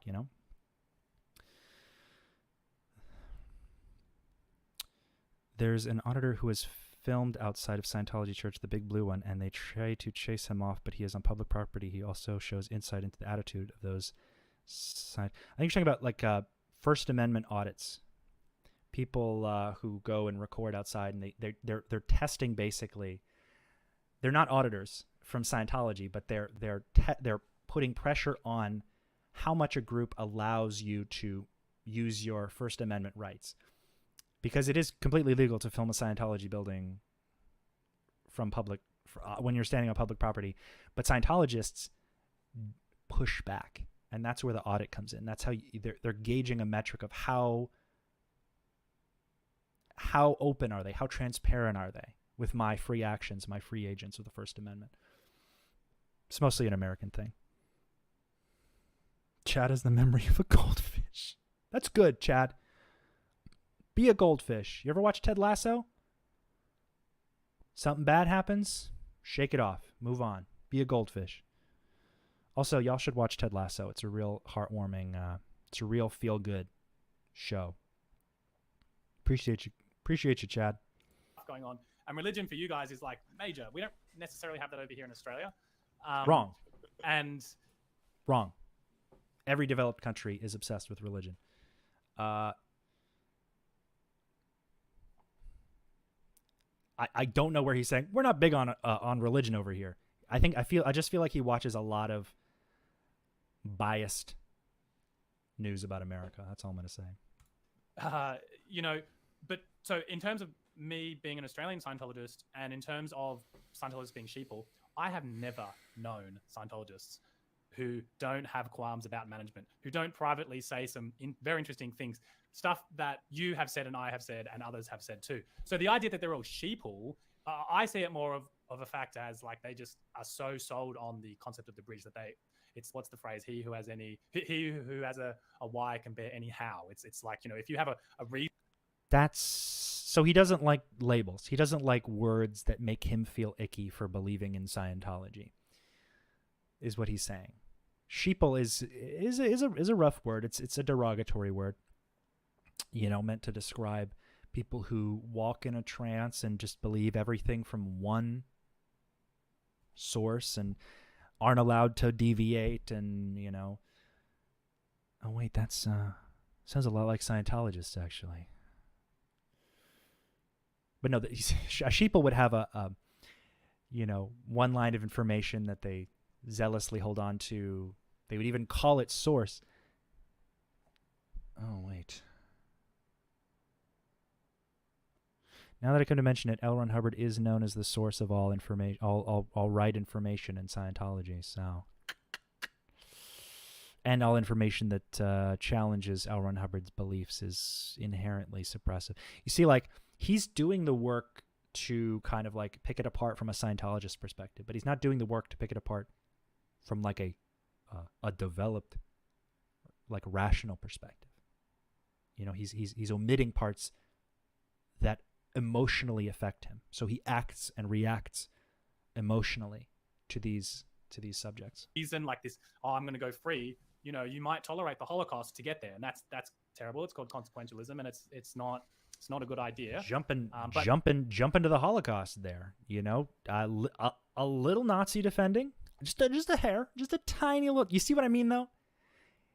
Well, the Nazis believed that they were doing something right. Sure, but we're not talking about Nazis.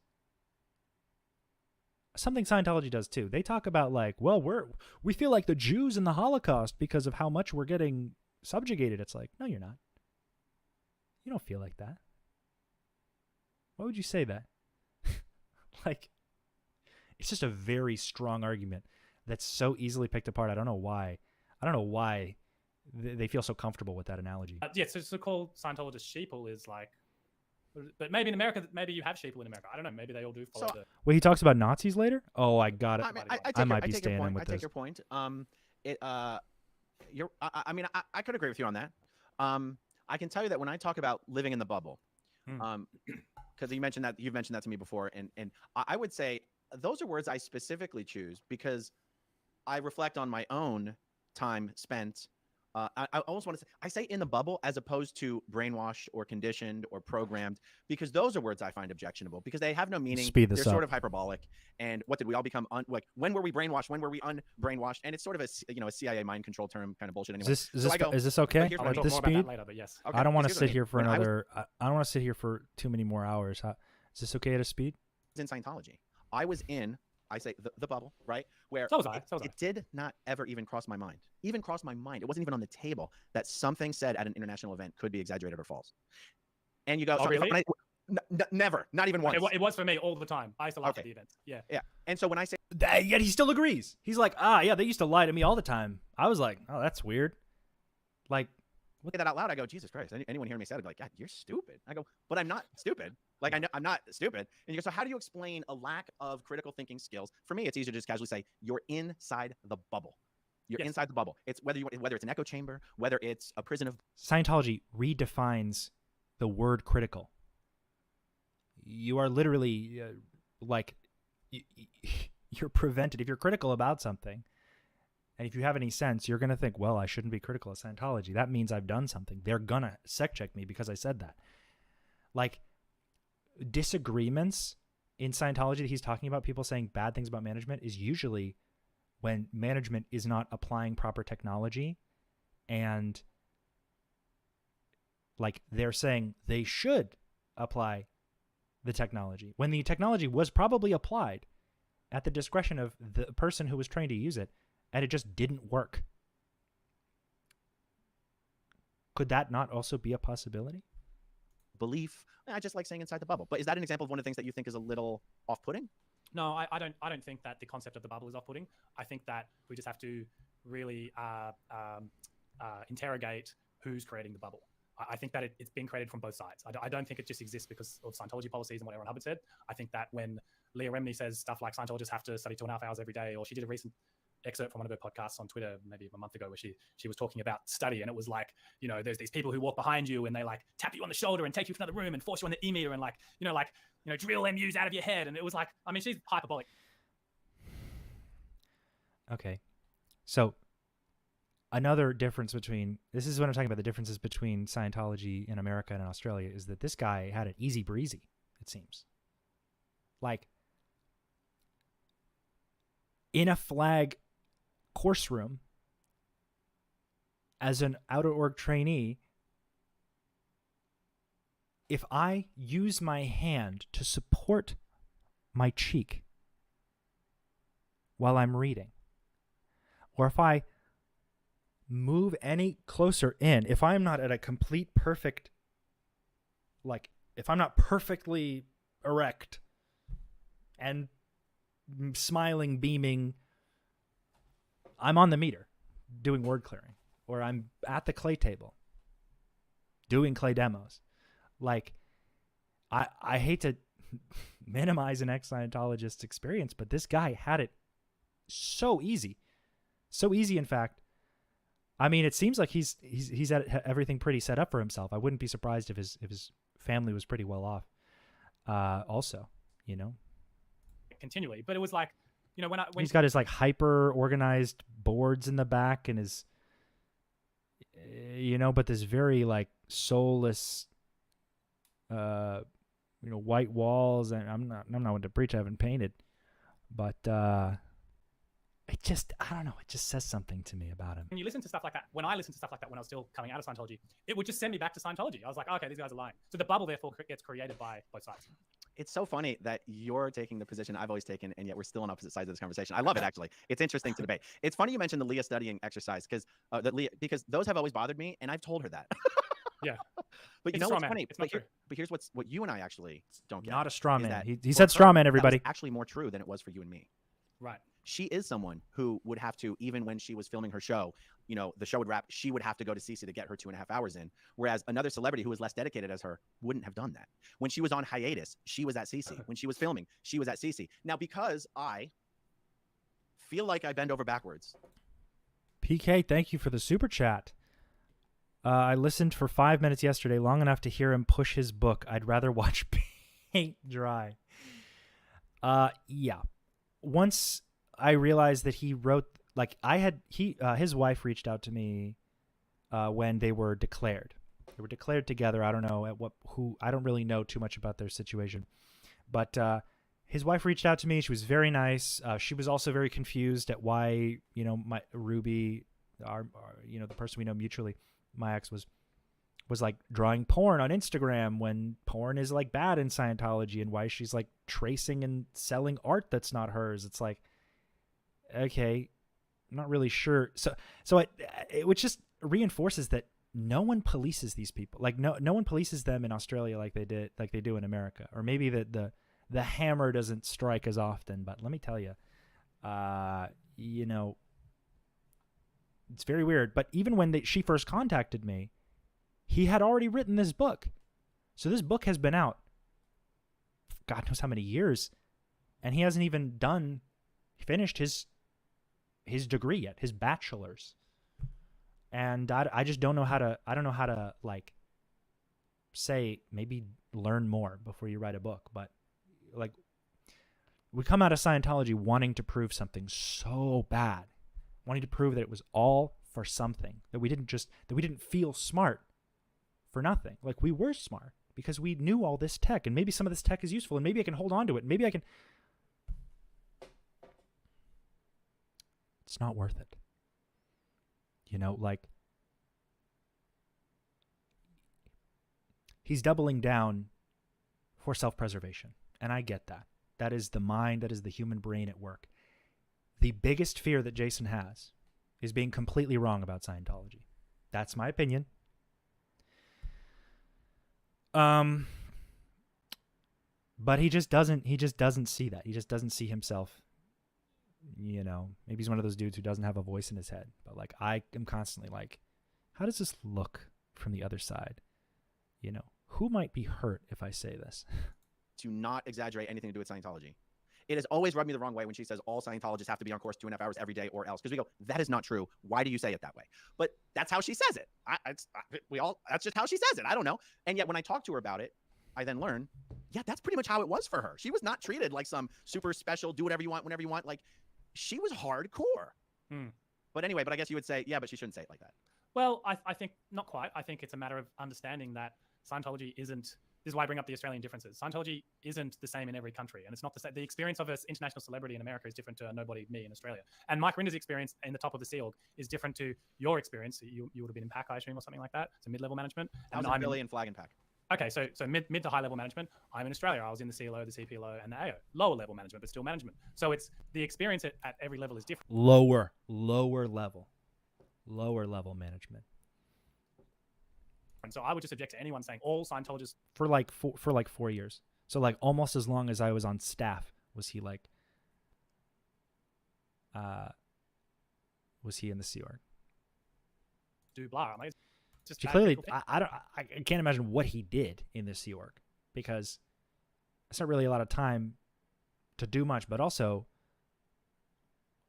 he's just fine with everything he did in the Sea Org. He has nothing to make up for. I'm not going to read his book, but that is an interesting lack of empathy, like just a severe lack of empathy from this guy. Has he done nothing in Scientology that he feels bad about? That's something I wonder. thinking. Like, what, all Scientologists? That's what I was wondering this whole interview. I agree with you. I agree with you. And maybe I guess that part of my pushback on what you're saying is pushback that you think I do it, because I don't think that I do. No. I reached out to you to have the discussion and for the platform and just for the debate and for the fun of the conversation. Okay. I'm not accusing you of these. To sell his book. Because I can tell you, I've seen a video where Chris Shelton said, "Oh, I just want to be totally clear. There is not a single part of Scientology that is helpful in any way, shape, or form." And I just thought that's the stupidest thing I've ever heard anybody say. Like, how can you say that? How can you say that you're ignoring what actually traps people into these cults, which is that there are helpful pieces? Now, I'm sure he would walk it back and go, "Oh, no, that's not what I meant. That's not what I meant. Of course, they're helpful at the lower end, but," and I go, "Everything said after but, I'm done." Like, if you have to qualify your statement so heavily, don't make the statement to begin with. Right. So I did my. Jason you should be saying this to Jason, although Chris is guilty here and there of exaggeration. Aaron does this too. And I think we can all be more self-aware. We're going to get into some infighting here in this next section, which I just want to say,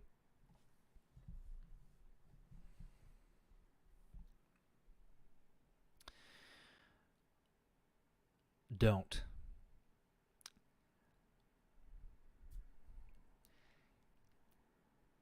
do it. If you feel like you have a problem with another creator for whatever reason, keep it in the DMs. Some people are going to make rash decisions. These are people who have had their lives torn apart by either Scientology as an ideology tearing them from the seams, or, the whiplash of coming back, coming out of it. I'm not even going to say coming back, because there's nothing to come back to if you were born into it, right?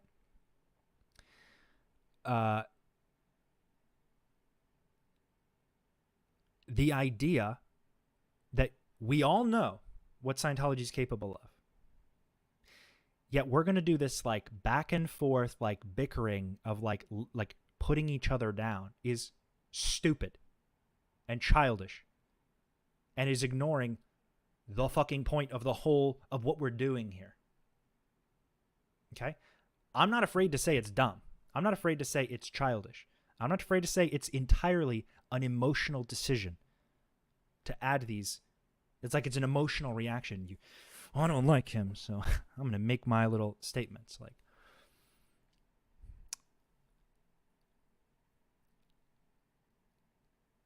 focus on what is important. And if you can't find a way to compromise your own, like, whatever it is, ego or who wants to be the face of blah, blah, blah, you need more help. You need to keep going to therapy. You need to keep learning about the practical, nuanced, psychological reasons why you were damaged. You need to heal. Okay? Take time for yourself. Do not explode. This whole infighting thing has given, and I'm just on the outside. I'm not commonly brought in because I just don't think I'm useful for the for the entertainment side. Like, I'm gonna say details, and I can make jokes and exaggerate too. But when the push comes to shove, why would I show Scientology that we're just as fucking disorganized as they are? Like, what help does that do anyone? So I think it's childish. I think it's dumb. I don't have to agree with everybody, but I also don't have to be best friends with everybody. We're all talking about the same thing. You know? Do you love all your coworkers? No. Do you work on the same stuff with them? Are you still not trying to accomplish a goal together? If there's people who are acting in ways that harm people who are trying to leave Scientology, or like if somebody is actually like doxing like survivors of Scientology, or like people who are speaking out against Scientology, people actually working, whether it be intentional or unintentional, I think these people should be held accountable. If somebody in this community does crimes, I think they should take responsibility for their crimes and like see their time in court. If that happens, I don't know how to say this. I don't favor the only thing I favor in this activity that I do is the deconstructing and the removal of the tax exemption of Scientology. When we start fighting with each other, we aren't thinking about those people who are still in. And there's not, millions of people still in, but millions of people have been hurt, I think, whether by the disinformation that Scientology promotes or by proxy, by the people who have gone in, gotten hurt, and left, So I don't think Scientology is valuable because it doesn't promote consistent help of anything that leads anyone anywhere. Yeah, there might be a couple, good things here and there in the beginning, but they're supposed to be to manipulate you. So I don't give a shit what you think you're worth in the conversation of Scientology. If you're not doing anything about it, if it's only going to be about you, if you're not talking about it, if you're not trying to spread awareness, if you're not if you have no plan on doing anything, shut up and keep it to yourself. Personal opinion. I have no stake. None of them could like me. They could all say, Ian, I don't like the way he does things. And I'll still talk about how Scientology hurt me and the ones that I care about. So let's get on with it. First interview with Chris, I was very nervous. If anyone watches it, you'll see me kind of looking like a deer in headlights because I'd never been on camera before. I was like, what am I doing? And I have a bit of a story which I want to tell what happened with Chris and I after that. But I didn't know who else to turn to. And I was like, am I just excommunicated now from this community? Like, am I not allowed to be...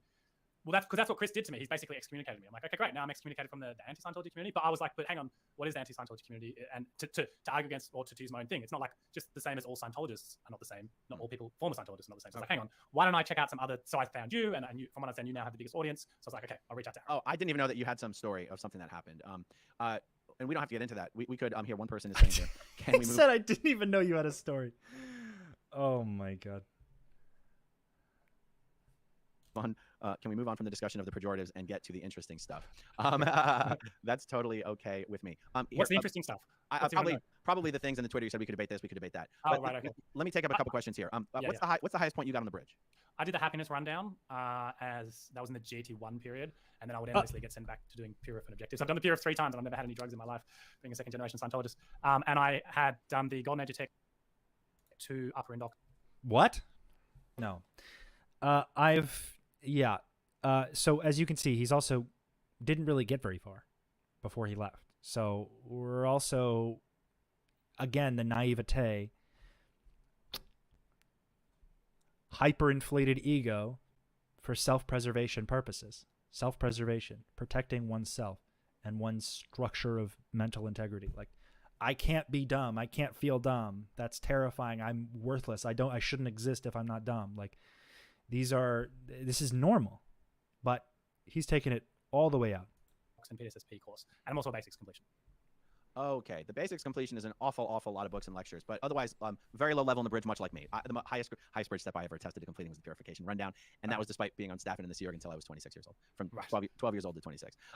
Okay, let me see. Birkin Order says, Jason seems to be saying that he's not approaching the subject with kid gloves, which isn't entirely wrong, but I'm also not going to get everyone. Safe space playlist isn't a bad idea, though. Okay, Maria, Aaron, why did he leave Scientology? Because it seems like he still has a foot in the door. Is there a quick answer to this? I had a very bad session, and I was called psychotic, and I believe it because the people who called me psychotic, I thought the world of. And you can look, see Chris's podcast. I think it's episode 289 or 389. But if you just search my name on Google or Chris's podcast, you'll see the full. Again, if you search his name, it's a 3-hour podcast that is not time-stamped. So I started to watch it. I had to watch it at like almost 2 times speed. It was so. It's very exhausting because he's constantly flip-flopping, going back and forth.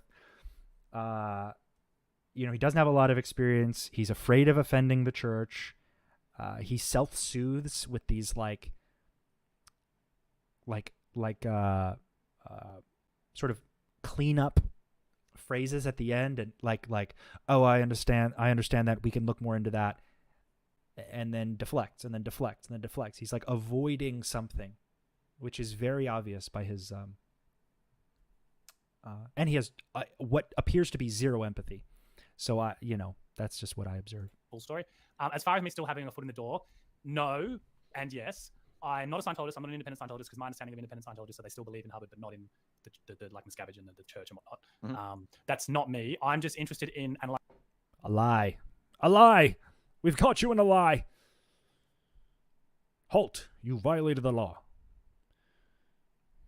It philosophically, and I have found that a lot of the ideas in there in other societies, other cultures, other religions that like, I don't have this viewpoint that it's all bad. Like, I see a lot of stuff that I'm like, oh, okay, it's interesting. Also, I'm going to be doing a doctorate on this subject. I know exactly what I'm going to do it on, but I'm keeping that a little bit close to the chest. I don't want some other academic to come take it. But who's close to it. But guys, I got to go to the bathroom. But who thinks here I should do a doctorate on what this guy's going to do a doctorate on? I'll do a doctorate thesis. I'll go to college. I'll finish it. I'm just kidding. That would be a waste of time. I'm going to leave y'all with some music real quick so that I can use the bathroom.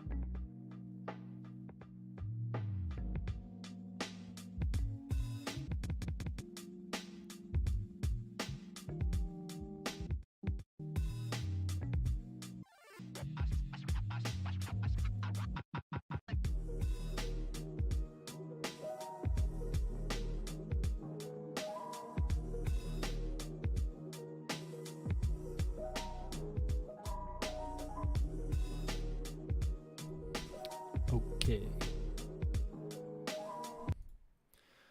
Okay.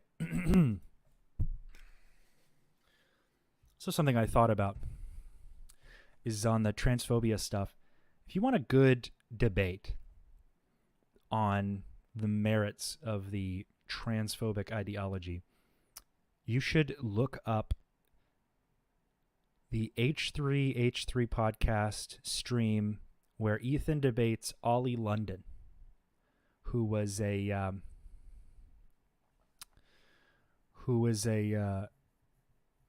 guy who was trans, and then he came out, and then he was like, actually transgenderism is like harming children, and it's very disgusting and very hypocritical. He's also like Ollie London is very mentally ill, but Ethan does a great job. He did a lot of research. He had a lot of materials.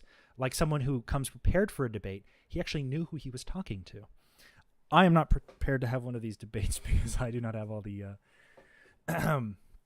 literature at my disposal. I do this by myself. And I probably could, given some time, but that's just not my, he should debate a trans person. He should debate somebody who actually has these issues with, has these experiences. But when he deflects to other things, he ceases to talk about Scientology, which is what I'm talking about. So when he's like, all religions do that, we're not talking about all religions. Anyway, let's keep going. I hope I don't have to make this a part 2. Does anyone have... Oh, Jesus. But every time I get on, I feel like there's like a whole section of my audience who's just about to go to sleep. So that's fine. Y'all are allowed to go to sleep if you're in, wherever you are. This will be here for you to watch tomorrow, but I'm going to just try to get through this if I can. I have to think it's all bad. Well, you say it's not all bad. Like, I don't think it's all bad. Chris thinks it's all bad. And John Atack seems to think it's all bad too. Leah seems to think it's all bad, and Mike seems to think it's all bad. I disagree with Mike. I mean, I disagree with his understanding of that because he's not reading and watching all these things. So he wouldn't know that. It seems to think like, how academic of him to overgeneralize off of a firsthand opinion. Mike wouldn't say that. Okay. And I think what Leah says, I'm going to say this and then I'm going to qualify it. I think what Leah says in private is different than what she says in public. And I don't mean she's two-faced. No, she's on an activist mission. I get it. No, I mean, when you talk to her privately, you sort of get to the deep and the substance, and that's where you'll get the, yeah, but of course, but I meant this. Her public statements, I think, are more, I think she has done, and I'm not speaking for her, but I think she has decided that in order to explain Scientology in the easiest way, in the quickest way, to people who have no idea what you're talking about, she has distilled her experience down to certain anecdotes or statements that, strictly speaking, you and I might be able to go, okay, so that's not entirely accurate. And she goes, to the millions of people who have no idea what you're talking about, it doesn't matter if that statement, like the 2.5 hours a day, when she goes, every Scientologist has to study for 2.5 hours a day. Well, we can go, well, that's not really true. And she goes, look, it's not worth explaining to everybody the nuance of when it's true and when it's not true and when you're enrolled on it. That is ideal also. I mean, it's not, strictly speaking, accurate, but it is true within policy that this is what you're supposed to be doing. Like, you're supposed to be on, like a good Scientologist would be on course for at least a period a day, just 2.5 hours. So, like, the pedantic, oh, that's not really true, is like, on a major course, and when you're between courses, and when you're on an LOA, and when you have a CSW, she go, who gives a shit?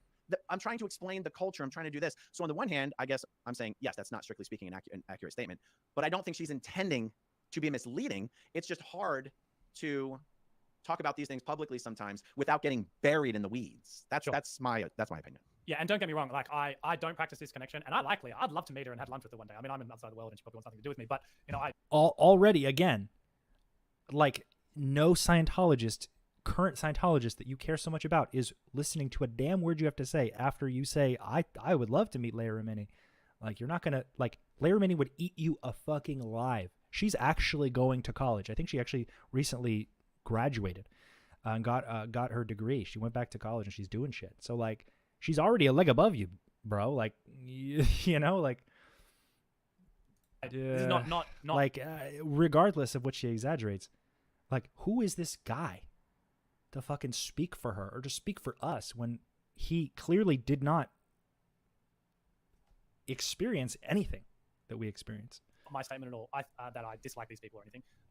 But what you were saying about she thinks it's better to just give the overall thing, and yeah, that's one approach, and that's fine.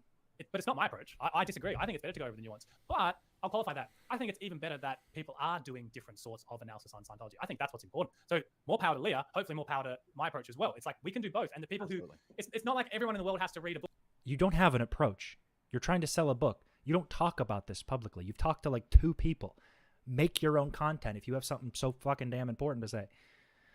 There's no way this is getting monetized. I'm appreciate you all for watching. If you could hit that like button. I'm definitely getting a monetization strike for this. I can't really control the language. I'm a bit of a linguistics major myself, in that I major in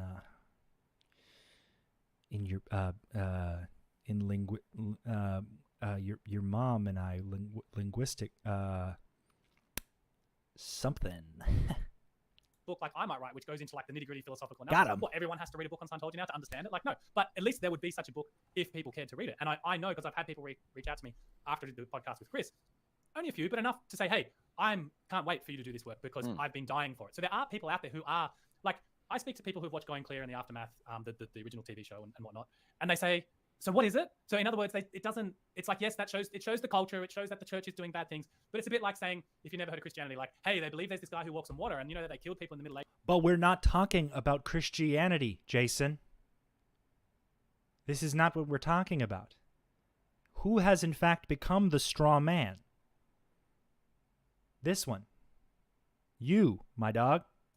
Burning them because they thought they were witches, and that's Straw man arguments are only as like identifiable as you know the definition. And you can't keep straw manning your way away from the straw mans. You can't just like use it. Well, if Christianity can do it, then why can't Scientology? Because it's abusive. And Christianity shouldn't be abusing children either. Catholicism shouldn't be touching kids, you know? Like, but that's not the books in Catholicism. That's people using like their religion to exert power over others, to control and cause trauma. So all of this like bouncing around that he does is fucking pointless. Christianity. And they thought he raised from the dead. It's like, yeah, that's not Christianity. He thinks he's so smart. He thinks, well, it's so simple. It's so simple. I just thought of it. It's like, dog.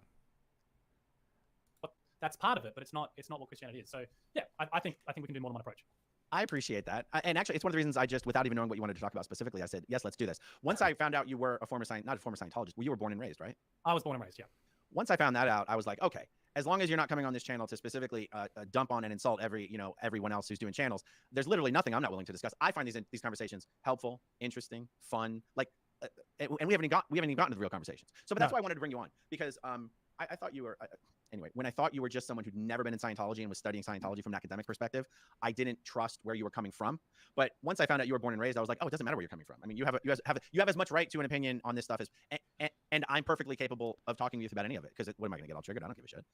Good. So I can give you an example of the sort of analysis I would do, by the way, if that's what people are asking. Like I have some examples already that I've come across at uni and go, oh, okay, that's interesting. Go ahead. Oh, this is where he fucking talks ad nauseum about his university experience. Go ahead, let's hear one. So all Scientologists have to clear their words. And this is from a bulletin specifically called Clearing Words. And in there, so my major is linguistics. And I recently reread that bulletin from the point of view of my linguistics understanding. And I can now look at it and it passes in my mind very differently. So I should have brought it with me. My old student hat pack's in the other room. He says that, I wish I had it because it would give me the exact wording, but he says, when you clear the etymology, the derivation, it gives you a basic understanding of the word. Now I can say from a linguistics point of view, that's not sound. That's not how etymology works. That's not how words work. But that doesn't mean that looking up etymology... And I can say that in my entire time in Scientology, looking up the derivation of a word has never helped me once. Right, well, it does help me, but that's probably because I'm a linguistics nerd. So I love etymology. I'm like, oh, where did it come from? Oh, like I did my paper on... $100 to the first person who can guess what this dude's major is in. My level 3 paper in linguistics on the transition from Old English to Middle English. So when a word, they're like, oh, it comes from Old English or Middle English. I'm like, ooh, like... It's hard to tell what it is, but yeah, like I get it from I do remember being in the church too, and etymology was a bit like... But the idea, Elvin Hubbard's idea, that you could not possibly have a full conceptual understanding of what this word means in this context and other contexts unless you read the etymology of the word. And I stress read, because you're not required to remember it. You're not tested on it. You're not required to know it. So we can't pretend that it actually matters. It might be interesting from a linguistic standpoint, but it certainly does not help you understand the material you're reading to know the Old English etymology of that word. It's absurd. Agree. It gives additional context. Well, even context is interesting. Yeah, it's an interesting claim, but it doesn't mean that his claim that when you go past a word you don't understand, you therefore don't understand the text. I'm like, well, that's an okay idea, but do I believe in the second phenomena of an MU and all the rest of it? No, probably not. So it's a window into it's kind of hard. I'm primarily a writer, so I would write this out and then give the arguments for and against and so on. The other thing that I would say about HOB clearing words is, but you didn't, and you knew there was a debate, and you did nothing. You prepared nothing. You said, I have prepared some examples and provide, I wish I had it somewhere, but I wish conveniently you have fewer arguments than you claim, seemingly by not being prepared, which might be your first debate. I mean, this is not a debate because, let's be real. But this conversation was unprepared for. Aaron doesn't need to prepare. I mean, he should. I mean, who wants to watch a 3-hour video about this whole dude's life? I'm just saying,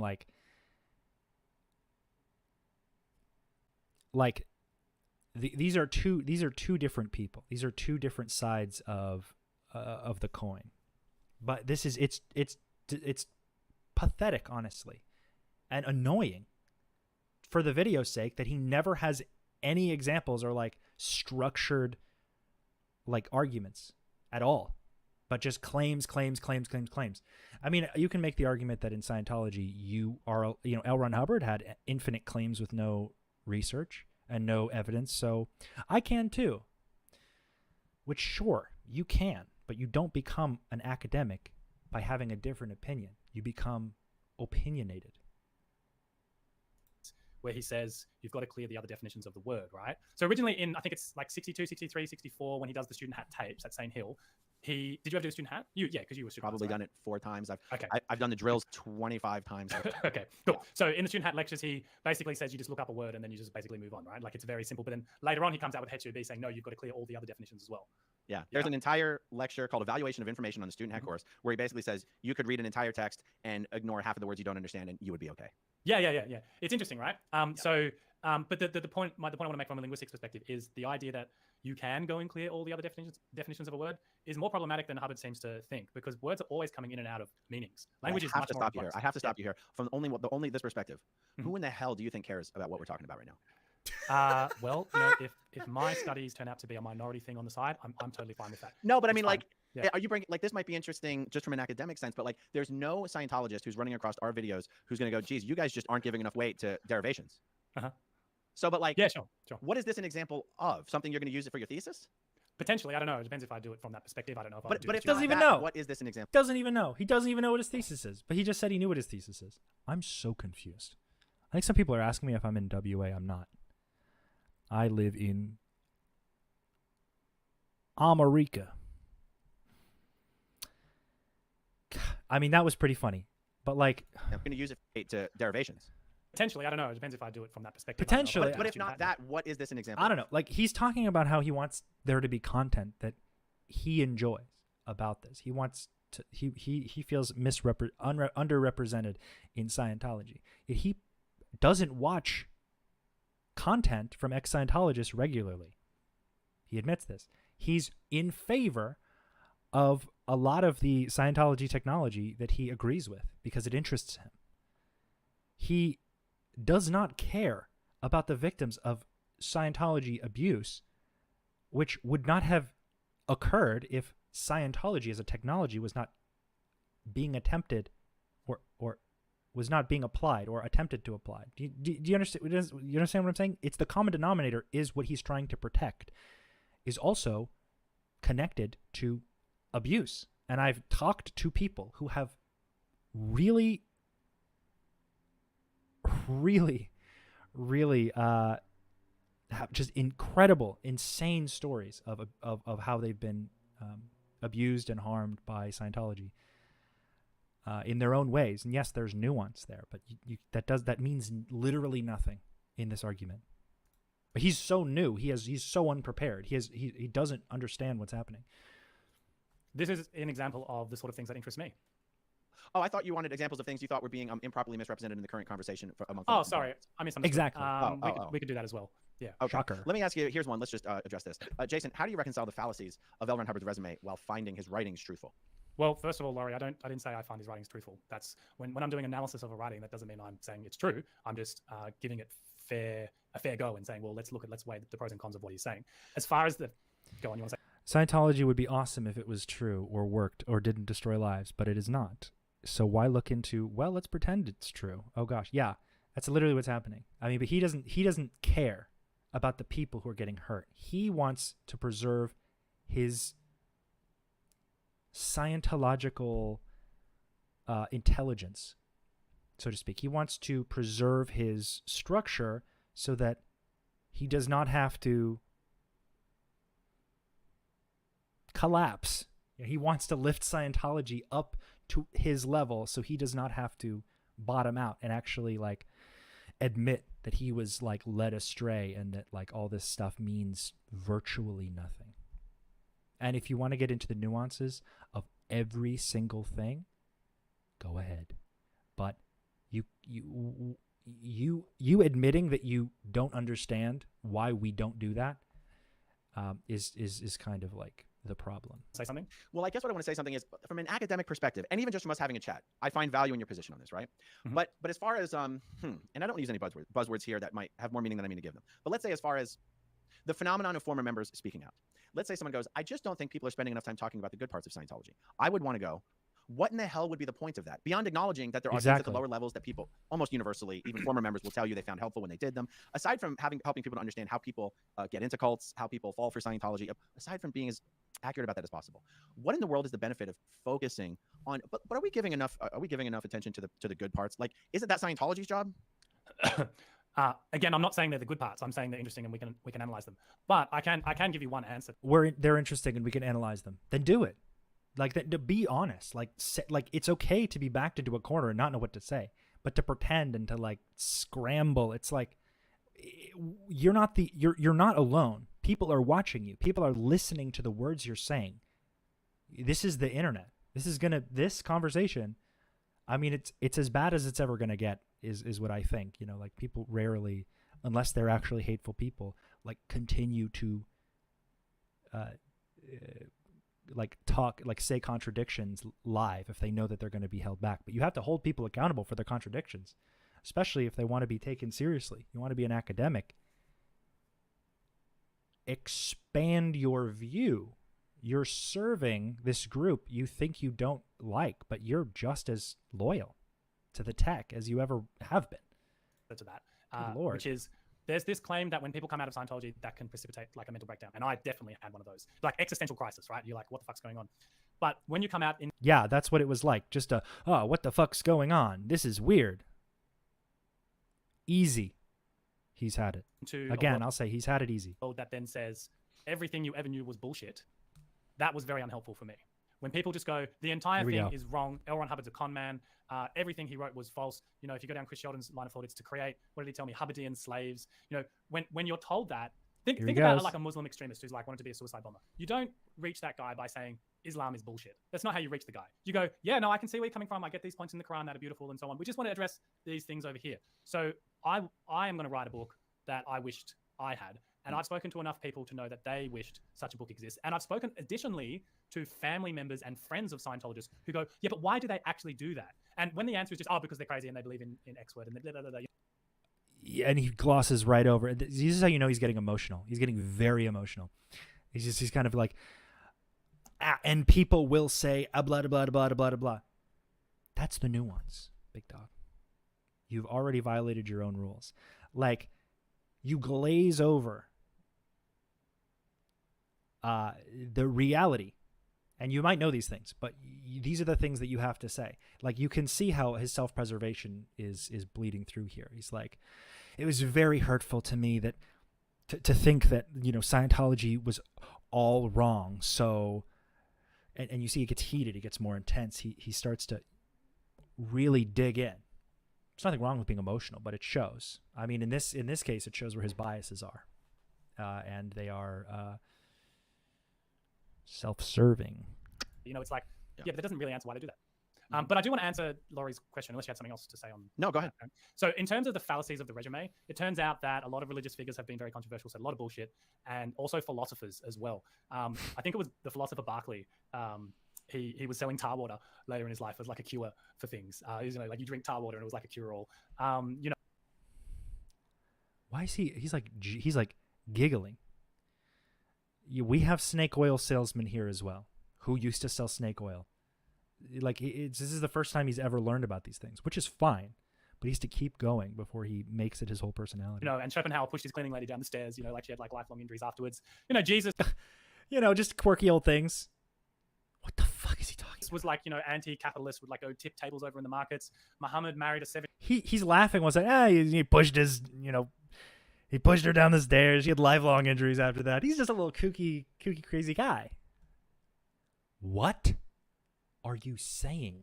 7-year-old girl, I think it was. And some scholars say, that's because he was trying to save her from something else. Maybe not. Like whether.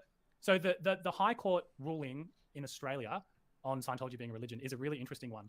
It basically, from what I got out of it, it says that regardless of what L. Ron Hubbard thought he was doing, when you have people several generations after that who truly believe that this is their religion, it therefore becomes a religion. So, for example, if you were to go and prove that Muhammad was a bad guy, you actually probably would be surprised that most Muslims would still be Muslim. So the whole Hubbard thing. He's speaking for Muslims now, which is really weird, deviation. Any Muslims in the chat or in the comments, I'd love to hear your perspective of his analysis of your religion. For me, is a little bit off to the side. I think you should stick to linguistics and maybe not religion. Because from my study of philosophers, it basically, my take on philosophers and religious leaders to some degree is basically you've got to be a little bit odd, and probably you're going to do some illegal things. Like You're picking all the bones out of this one. Leave some meat on his bones. I was born in Shreveport, Louisiana. You think I ain't gonna leave a plate of wings with meat on the bones? You ridiculous. 6'4", 220 pounds of raw, of many Wingstop orders.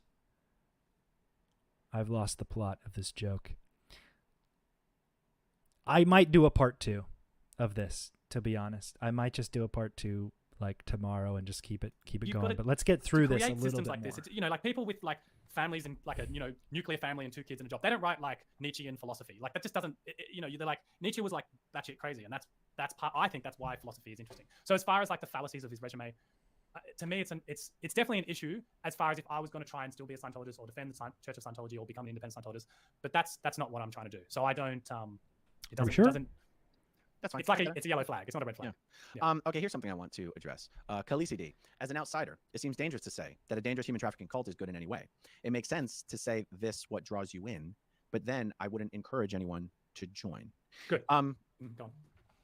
I don't want to encourage anyone to join. I have a problem with this statement because it also implies that, and again, Khaleesi might feel like I'm about to misrepresent what she has really said here. It implies that, oh my God, the danger of someone joining Scientology is so great that it's okay to speak falsely about it if the goal is to keep people from joining. And I have a problem with that statement. I think it's important to have people understand what are the parts at the lower levels that people, when they get introduced for the first time, are like surprised at how much they feel helped by some of these things, because these are common sense, everyday life coach, motivational guru type stuff. It doesn't you're not learning about Xenu. You're not learning about the 5th Invader Forces. You're not learning about the implant stations. It's common sense stuff that no one in any dimension would confuse with religion either. It's not religious either. It's not religious stuff. Somebody asked, is Scientology more strict than Islam? I'm not a Muslim, so I can't speak for Islamic people, but you'd be hard-pressed to find a mosque that charges you money to pray there. And signing contracts that say everything that happens inside this mosque is,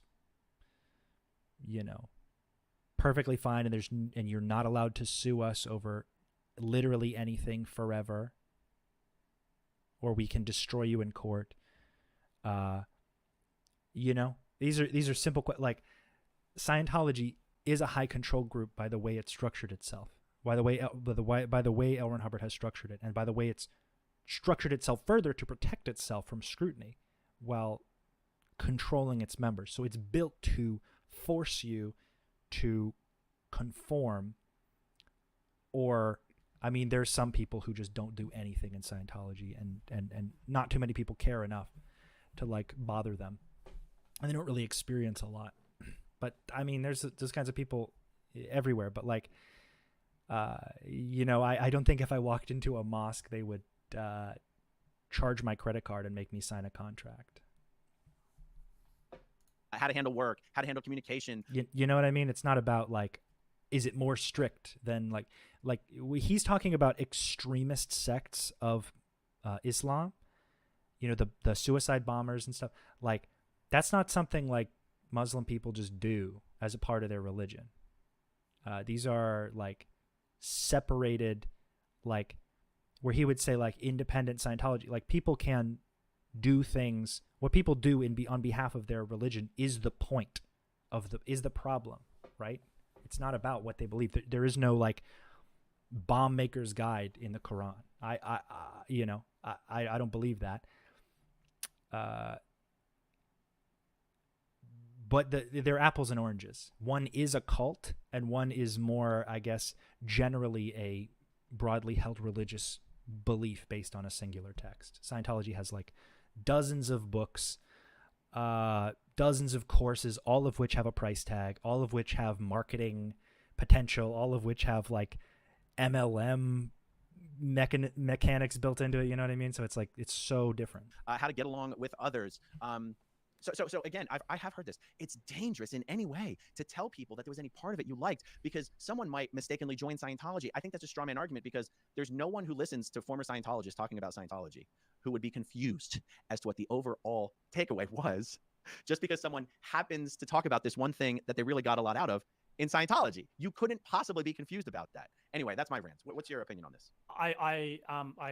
Yeah, I agree. It's interesting. On one of the Leah in the Aftermath episodes, I think it was when she interviewed Paul Haggis, and Paul Haggis said something about like, you know, because it works at the lower levels. And Leah said, I know, but I don't want to say that on air. I mean, the producers obviously put it on air anyway, because Leah has that position too. I think of like, it can suck you in, and then it's dangerous, and now you're in a cult and whatnot. My argument against that is, I think there is something to it, but also, what are we like? People are babies and they can't think. Like, it sort of presumes that most people in society are like suckers. And I think that anyone, like, the Church of Scientology is done as far as members go. Like, as far as new members coming in, people Google things. Like, what person wouldn't Google? If you're not going to Google Scientology, that I agree with, before you go into a Church of Scientology, hey, that's on you. But that does not that doesn't mean you should do nothing.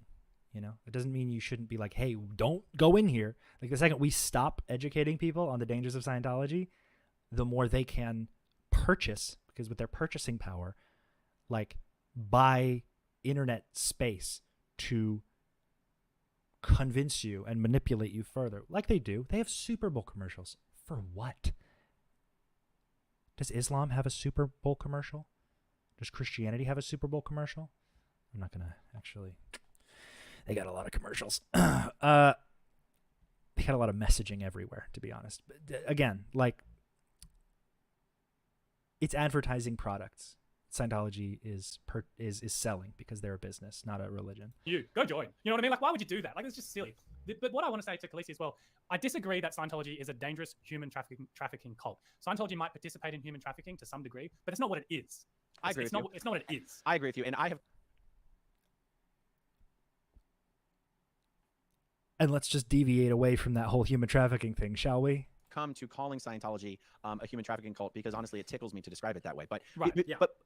But the Sea Org workforce and the staff workforce, and particularly how the Sea Org has taken to heavily recruiting from Eastern European, even Ukraine and South American countries, it is an organization that has, to an increasingly larger and larger degree, depends on trafficking for its very existence. And so I would make the argument it is not an inaccurate description. In Australia, it's actually Asians. We get a lot of Taiwanese and blows right over it.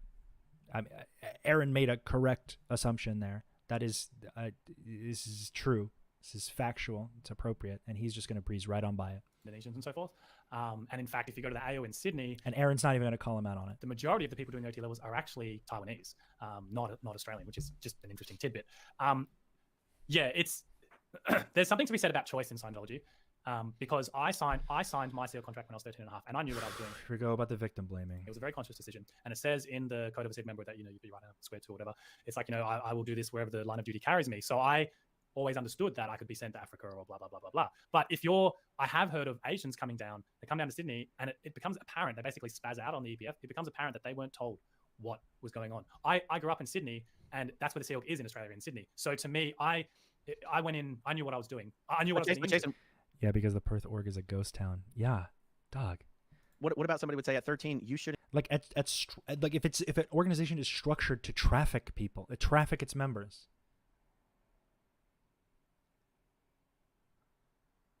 What does it then become?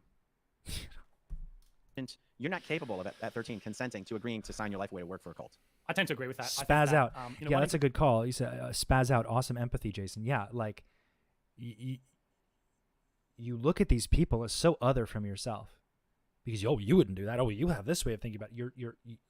You need to experience the feelings that these people are feeling. You need to feel what they feel their trauma, dog. Like literally, or get the fuck out. Because like this is not helping your case. Interesting thing, if you notice, the big people speaking out, Leah, yourself, Mike, Chris, me, whoever else, Serge's documentary, all second generation Scientologists. And I think that there is a very fascinating question there about like, this academic, he commented on like, church numbers are down and if Scientology is the church. He had the book in a holster. It's going to come down to like how they, Scientologists raise their young and continue like, intergenerationally. And I'm like, no, I don't think Scientology is designed that way. I don't think you can actually, it's not a religion you can enforce on kids. So yeah, I agree. What do you mean? It's not a religion you can enforce on kids? Because the very basic premise of auditing is free will and free choice. That's cute when you write it on paper. That's not what auditing is about. Yeah. The free clear doesn't have free will and free choice. They can't even get up in the auditing session when they choose. All right, Jason. You choose to undergo that procedure. So I have a friend who does. And if you change your mind, you're not free to unchoose it. Of course, but there's some. This is water, by the way. If you join the army, you can't just like go out at any point. Like there are things in. 12-year-olds do not join the army, and the army is not Scientology. You're conflating different things. If you sign up for a fucking grocery store rewards card, it's not the same as joining the Sea Org. It's not the same as signing up for the Marine Corps.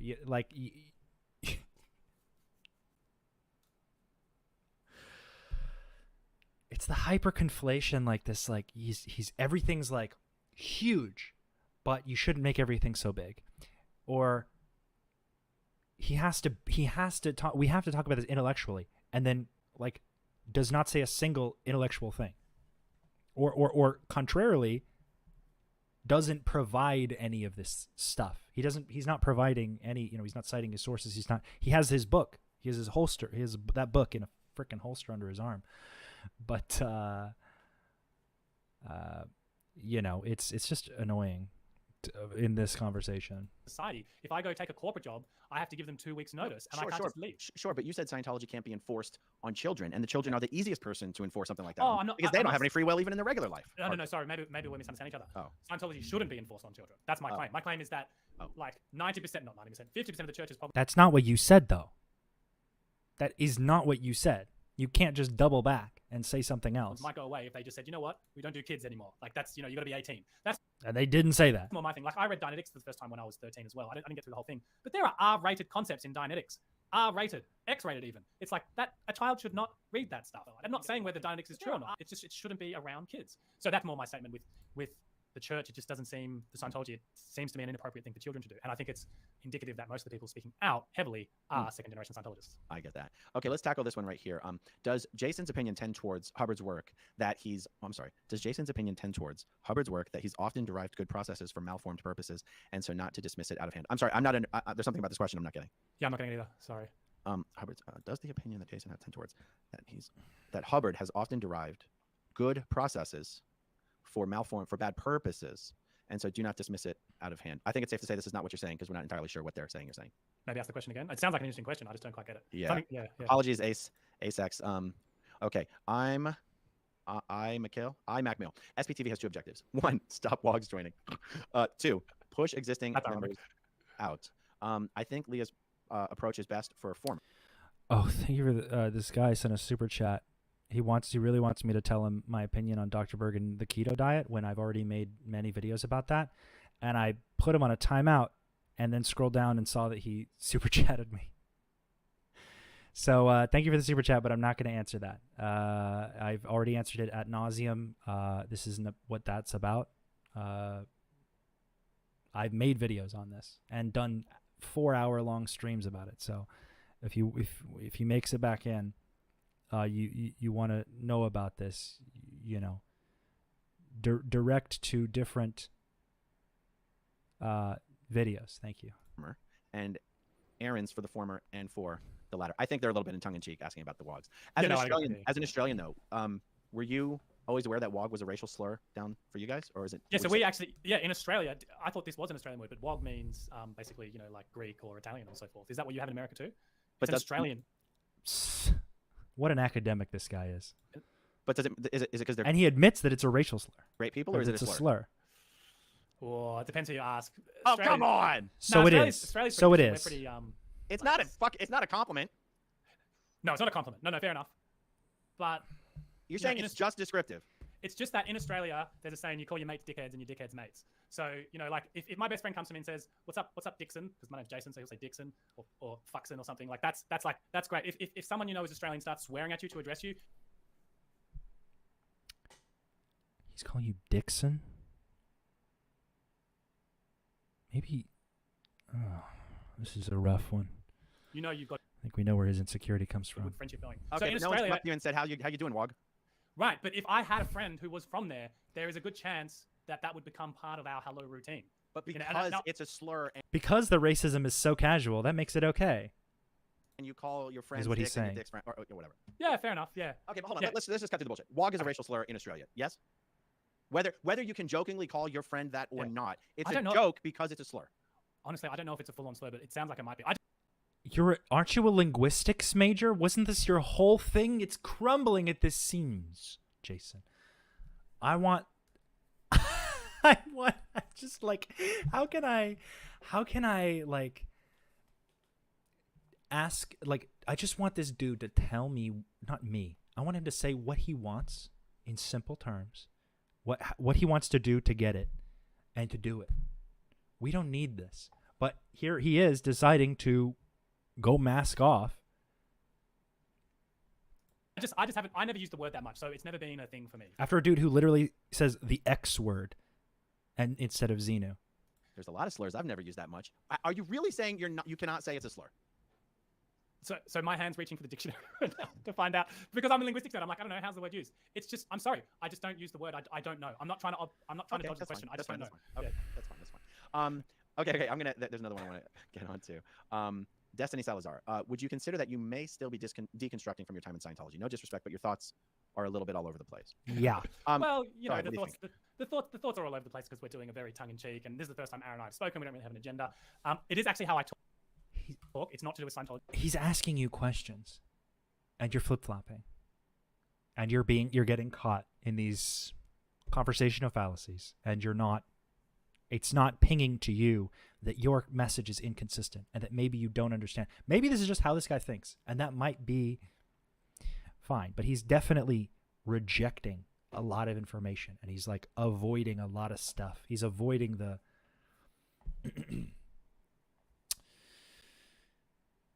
like, he doesn't want to be a bad guy or a dumb guy, or he doesn't want to be a type of person that he sees as lesser. So he's avoiding these kinds of things to cover up and sort of band-aid. But because most of his personality is layered in Scientology and the way of thinking as a Scientologist, he can't completely give that up. He has one foot still in the door. I'd say he's a leg or an arm also fully still in the door. He does not want to let go, which is essential to moving on. I talk like this to everyone on every topic. I'm very digressive. I'm like the perfect annoying guy to is the word. You know. So yeah, don't think that my. That's not how academics act or talk. I'm sorry, but like there's like two things I've agreed with this guy on. The way I'm coming across is specifically to do with Scientology. He can't clarify that this is how academics talk because he's not an academic. As far as would I still be deconstructing from my time in Scientology? Yeah, probably. I would expect so. The difficulty for me is in And some he ways, says it. I would have And we're just preferred gonna to just join the anti-community, if you will, and just be like, fuck this, because it would create like a line in the sand. And then Hold on. move What is the anti-community? You know, Aaron, I feel like Here's where we deject totally from us versus them hang-ups, because he doesn't want to join an anti-community, because everything is a group to him, because Scientology convinces you that like every single person who agrees on something is in their own group with their own structured efforts and their own, like, everyone who disagrees with Scientology is like a part of like a paid for group, like with structure. He can't figure out in his mind that individuals would come together separately to do something. Do you know what I mean? Like, this is Scientology working on him and his ego and his intellect. This is like, but we're gonna get in now. We're gonna get into to where he draws the line, because the line is what separates him from whatever he becomes after Scientology is gone, right? You know, I had a major stick up my booty before I was in Scientology, and I wouldn't have even thought remotely that I'd be doing any of the things that I'm doing today, let alone talking about the things that I'm talking about. But after a while, you gotta admit to yourself, I gotta let it go. There is no saving Scientology. There's no saving the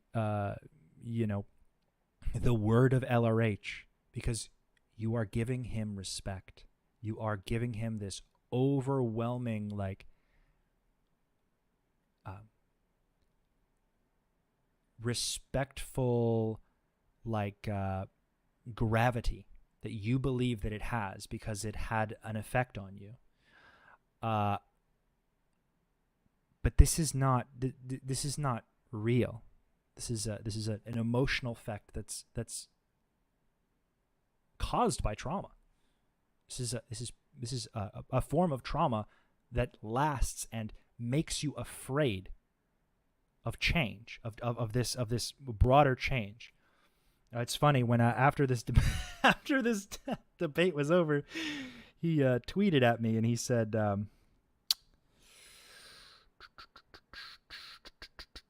"Oh goodness," he tweeted at me and said, "Where is it?"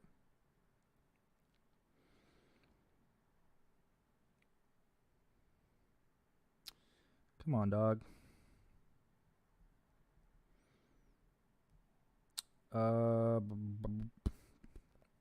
Sorry.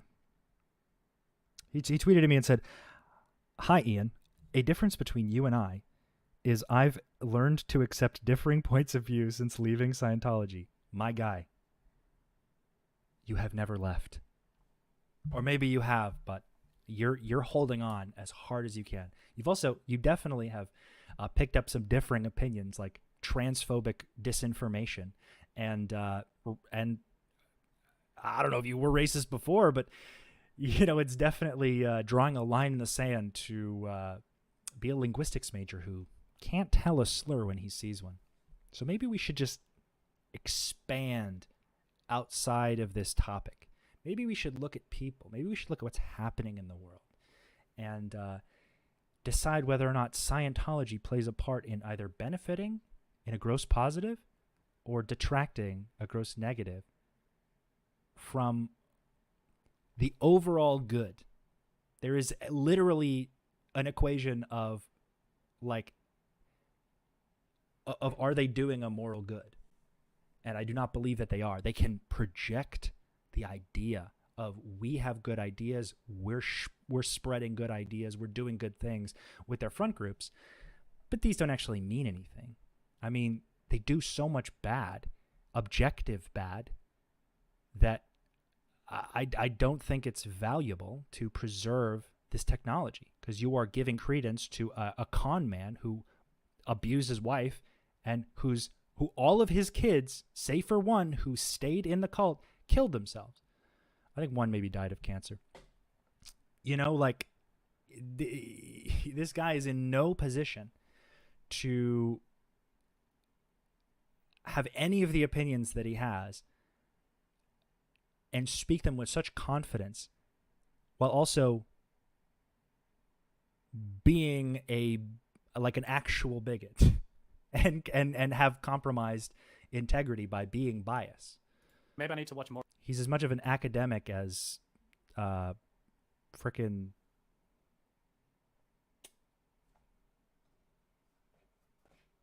God. He's a bad academic. I lost you got me lost on analogies today. More of your stuff, because I've watched Leah and Mike and Chris, and those guys are anti. Now, whether they are behind closed doors, like you And he puts him in a group right there. said with Leah and Mike, there's some more nuance. But I've spoken to Chris publicly and privately. Like, he hates Scientology. So that to me, and I thought Chris was like the big podcasting guy. So I was like, oh, okay, like everyone hates Scientology. And when I did my podcast with him, there was a lot of comments on YouTube basically accusing me of being a Scientologist and saying like, oh, he's still got a lot to work through, and he'll come to see the truth eventually. Which I'm going to do a digression here, which I think is hilarious, because He thinks it's hilarious because he's unaware of why that is. And he thinks it's hilarious because he's come so far as an academic. It's like, no, bro, you are speaking like a Scientologist, and we've seen this. You haven't seen this. You dived into your writing career the second you left. You didn't open your eyes and look at the world outside and say, wow, I've been lost. There's a big world out there that has nothing to do with all this pedantic bullshit we've been doing. Like,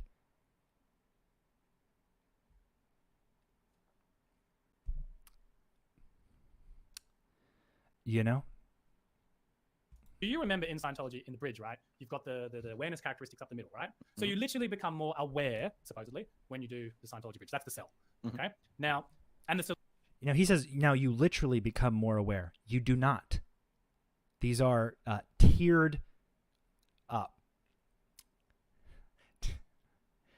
sections of applied coercion and manipulation. These are the tiers of compromise. You give and they give you. You're promised, so you give more and more. This is just like he's saying, like, yeah, you become more aware as you go up the grade chart, as you do more Scientology, which is not what happens. Okay? That is not what happens. And he's pretending like this is something you can conflate, like Scientology is actually making you more aware, just like other things. He's going to give you an example, and it's going to have nothing to do with Scientology. Solution to doing that is training and auditing. That's the bridge. So you can go check out these comments on.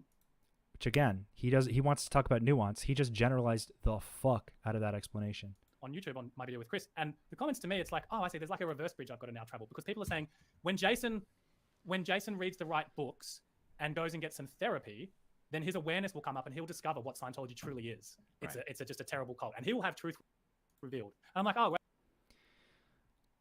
But he did that. He said that to himself in his head. He was like, oh yeah, that's exactly the same. That is Scientology. Trying to, like, now I've never been this unaware, because he's saying this online. He can watch what he says, and he can pinpoint every contradiction. But I do not believe this will stop him from contradicting himself. Well, you guys are trying to sell me like a reverse bridge. Like, I'm not. Also, I don't hate this person. It's annoying, and he directed this at me. This is started because of something he wanted out of me. Something that he was critical of me about. Aaron just was quicker to the content. Like, I have no issue so far with the way Aaron's handling this, despite maybe that this is not a debate.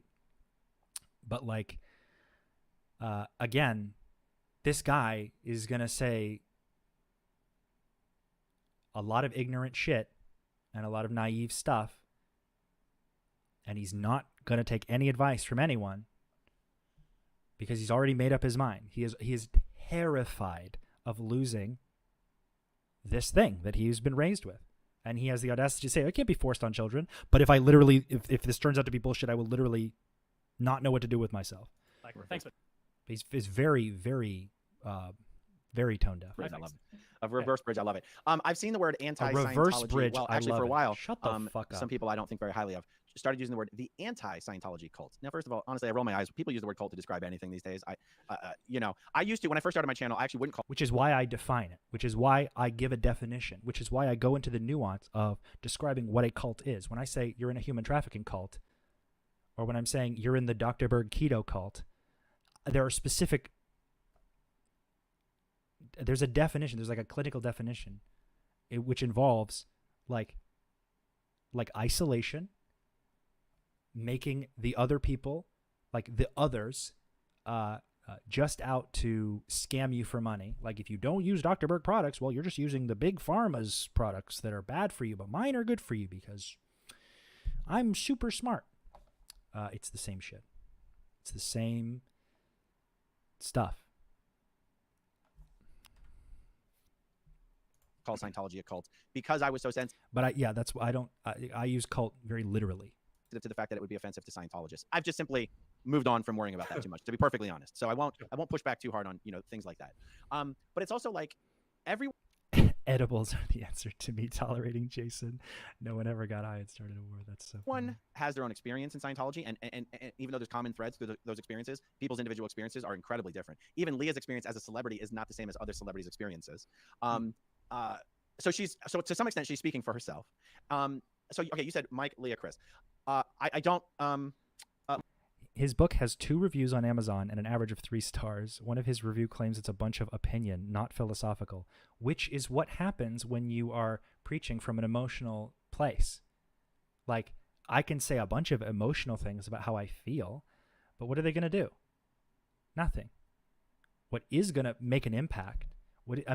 People might, others' empathy for you may play a part, but like you showing you have no empathy for others is not going to be what sells your book.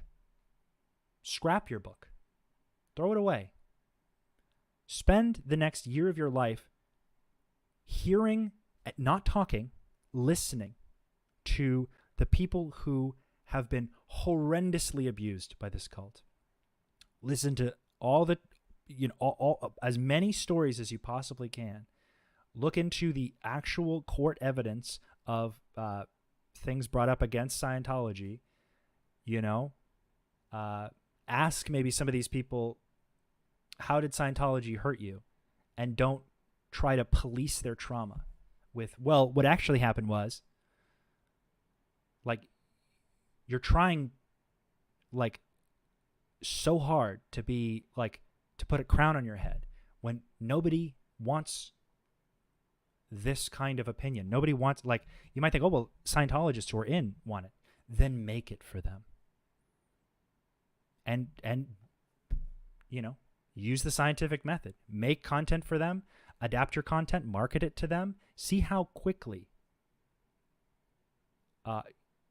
you realize that it's not the helpful approach. It might give you, you breaking down every single policy letter in Scientology history, every one video at a time, that's a lot of content, bro. That's a career you could make out of this thing. But you wrote a book instead to act like you knew everything about the topic.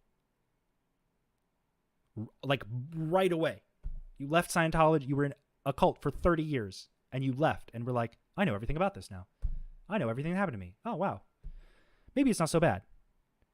And maybe I didn't waste like almost half my life doing this thing that doesn't mean anything. I have to double down. It's like we're watching this happen in front of our eyes. Look, Chris made a big mistake trying to brand himself the critical thinker at large. The implication is that if it comes from his mouth, it's critical thinking. Anyone who watches his videos would disagree with that. I've deep, long, and personal experiences with Mike and Leah, and all I can say is I have never had to moderate or tone down or compromise on anything I've ever said or felt on the subject of Scientology when talking with Mike or Leah about it. And I've never felt that I've ever been anything but on the same page as far as somebody asked, wasn't Jason also attacking John Atack? Jason is going to attack anyone he feels has a complete generalized view of Scientology that he creates for them. Meaning, these people do not have broad generalizations, maybe one or two. But like, instead of finding out the nuances of why and what happened to them and why they might think this, he paints them with a broad stroke. This person is an anti-Scientologist. And I know this because I've had decades of Scientology describing what their definition of a cult is, and, making me very like, well, maybe cults aren't so bad. That's kind of what happens in Scientology. Cult becomes a cute little word that you can use that describes just a fascination of a deep fascination into something. Yeah, if that's what a cult is, then yeah, we're a great cult. We're oh yeah, like that's literally what it's like. But I'm not gonna pretend like he isn't the one painting these people from his limited experience watching this content that he's learned anything. He's like, I've only heard this person say bad stuff about Scientology, so that's all he's interested in. I don't like those people. And then when he's like, well, this isn't all he talks about. He's like, yeah, well, I haven't really watched too much, but people who are like that. And it's like, bro, let it go. The anti-Scientology point of view is unfair or wrong. There's Okay. a fair argument to make that, Scientology, the Church of Scientology is hurting people. That's undeniable. I've been through it myself, so how can I deny it? And to some, The only like the second smart thing this man has ever said is right there, that small clip, small little sliver there. degree, you have to ask yourself, well, is Jason's work going to be that important? Because it's like, get them to stop hurting people first, then we'll talk about it. Like in World War II, it's like you've got to defeat Hitler first, then you can do the academic work. You can't just academically talk to Hitler. So it's don't get me wrong where I think that what I just said, anti-Scientology people are wrong. I just think we can have different perspectives and that should be allowed. Then focus on the dismantling of Scientology. You're forgetting that we aren't billionaires. Scientology has over $1 billion in assets to. Do you know what SEO is? Search engine optimization? You should look into that and see how some companies might use that to obscure the truth. How active Scientology is in suppressing the SPTV community is a testament to like how far it's come, because they do a lot of work. They pay people off. They pay people to lie. They pay people to tell stories. They pay they get their own members. I don't know if the members are paid, but they get the members to talk to make websites about people like Aaron and get his family to lie on camera, paid for by Scientology, to defame and harm, in this example, Aaron and his family and his character, just because he is pushing against this Scientology paid for ignorance. He's saying, no, I think we should talk about it. Scientology's saying, no. You think that you don't believe that this Scientology is doing anything. You think Scientology is minding its own business, doing things it thinks are right, when the lawyers they have on, like, the lawyers that they have prepaid for know so extremely well that they are defending awful people. So, but you don't care about that. You're not on that journey. You're on your own little hyper-fixated goal. Kareen says she's half a bottle in. I wish this was something, but thankfully for now it's just water. Once I close the stream, we'll see if I have to medicate myself to stop hearing Jason's voice in my head. My viewers are Power to you, Kareen. probably screaming at their screens right now. If Sure. you use the word the anti-Scientology community as something that's over here, then people are going to go, well, then what the hell are you? If you think that the 20 or so people that the world largely thinks are having very genuine, emotional, sincere conversations of Scientology, if those people are someone you think those are the anti-Scientology people, then what are you? Well, I don't think they're all anti-Scientology. An academic. As far as what am I have no fucking idea. I haven't really thought of a category. I'm sorry. Please let me fucking rephrase. guy. Sure. I'm not saying they're not anti-Scientology, because clearly all of us former Scientologists are against Scientology. We're against its policies and procedures. We're against children and the elderly being abused. We're against them having tax-exempt status. It's not inaccurate to say that we are anti-Scientology. I'm referring to more of when it gets used as a, oh, those are the anti-Scientology folks. What is it that we're doing that's different than what you think should be done or are doing? Correct. I think it goes back to our earlier conversation that you've come a long way. Was it the Overton window we were saying? Yeah. And I'm just saying, and maybe you have another solution, or I'm sure you can think about this on your own. You have the channel, not me, and I basically don't have the time between uni and so on to create one on my own. There we go. So he doesn't have the time. But what is this? What is this window? This 3-hour window he has to debate Aaron randomly. He has the time. He can, for 3 hours, he can film 15 short videos, concise, edited down, that he can sporadically. Here's a homework project for you, Jason.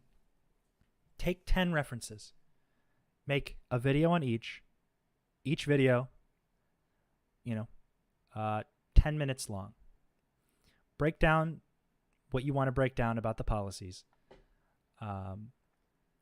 Because I promise you, if you make it too long, no one is going to care. They're very brutal. But do this in your own time. Make a bunch of videos at once when you have a weekend or you have a moment, and gradually edit it throughout the month and just release it on like a schedule. Use like Hootsuite or Agorapulse. These are good broad posting marketing tools for you. Get your degree. Don't write too many books. Engage in the community. Learn from these people. Develop a sense of empathy for the people you claim to speak for. Maybe you don't claim to speak for them, but you're really not helping yourself here. Understand? So do that. You say, I don't have time to do it. You're doing it right now. Stop lying to us, Jason. But more importantly, stop lying to yourself. I really think that you could just put yourself in your own bubble from 15 years ago and create a playlist of videos like that separately and just have that space that's in the middle. I just think there should be. But do you know what the problem? Do you know what the problem with that would be? A Scientologist is already not supposed to watch my channel. The chance that they're going to find me and then go, oh shit, let's look for the Scientologist friendly playlist. Yes, that's not even a thing. That's what I'm talking about. I feel like he's admitting it. He kind of accepts. Okay, how can I be right? How can I switch it around? How can I not? How can I? It's not that it's a dumb idea. It's that you're giving it to other. You're electing other people to do chores for you. Like you're electing other people think like you and make content like you. Will be a minority with a certain amount of people who would go for that, and maybe it doesn't form a major part of your channel. It's a side project of those guys who are hurting in the church but can't bear to hear it called a cult. That like you just can't bear to deal with SPTV or hear Leah's voice because they know Leah's bad. So maybe in those videos, that playlist, you start with the AA run every time. You don't start with Leah's voice.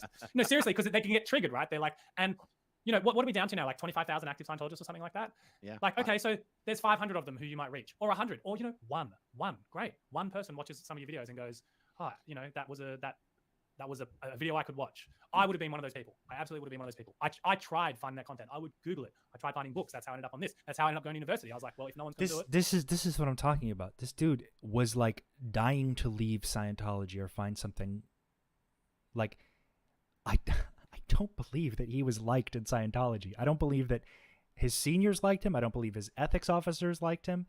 I think he probably made management very mad very quickly. He hasn't even gotten into what he's done. I know that's probably my fault. I haven't even gotten past the part of the video that I've already, like, I think I've only seen like an hour 33. We're still in my notes here. This is my fault, but I'll do it. But yeah, it's like he's like already saying, "Oh, I was half in, half out," and but still, I can speak for somebody who was dead in constantly. No, there were people who would have killed for David Miscavige, ended lives for David Miscavige. There are still people like that, but thankfully, it hasn't gotten that far that we know of. you know, and so to some degree it's on me. It's like, well, I'll have to do it. But frankly, it's going to be between 4 and 12 years by the time I get my studies done. So it's like, Yeah. it's a long time. Yeah. Let me say for the record, if you want to put that on e- yourself, even sure. if every single day you said, Aaron, I want to come on today and I want to do a video and I want to talk about the things you said yesterday that I wish you had said differently, I would let you come on every single day because That sounds so exhausting. That sounds, honestly, Aaron, that's a terrible idea. I know you want the content. It's free content. You do not have to. I mean, maybe if he'll learn something. But if he's coming back every day with like the same stuff, I'm sorry, that's gonna kill it for me. I think conversations like that are actually a lot of fun. I'll probably skip those. You guys just let me know when he gets better. Well, yeah. Whether I'm right or wrong, I don't care. I just wanted you to know that's not something I find personally offensive. I like that. My viewers might. Right. I don't want to try and set myself up as the policeman though. Like, it's not like I have some special senior But you viewpoint did. because I'm at university and I know better. I'm actually, That is how you're acting. I've self-published a few books in my time, just for the fun of it. And I have a book coming out at the end of the year, which I wrote as part of my undergraduate as a side project, just for fun. And I basically deride academic. Just for fun. Yeah, difference is I'm not doing this just for fun. I'm doing this because I believe in it. I believe it's helpful. I'm under the impression that there are people who appreciate how I put the nuances of this situation. I'm not doing this for fun. And you think that people are doing this for fun. That is where you are wrong. And you are allowed to do all your shit for fun. Go ahead, do that. Stay the fuck out of my way. Academics and this sort of snooty ivory tower way of doing things. So I have a lot of There goes probably all of my monetization. sympathies for your approach over my approach. So don't think that I'm not reflective and like I get the irony of some of the things I'm doing. It's just no one else is doing it, so I just want to do it. Go. What is different between my approach and your approach? The nuance of it. Give me an example. Well, I've been trained in linguistics. I'll probably be trained in philosophy, but I've done and anthropology as well. So I'm going to have a lot of. My cup is empty. He said linguistics again. One second. I'm not even going to bother to do the screen. I'll just leave y'all.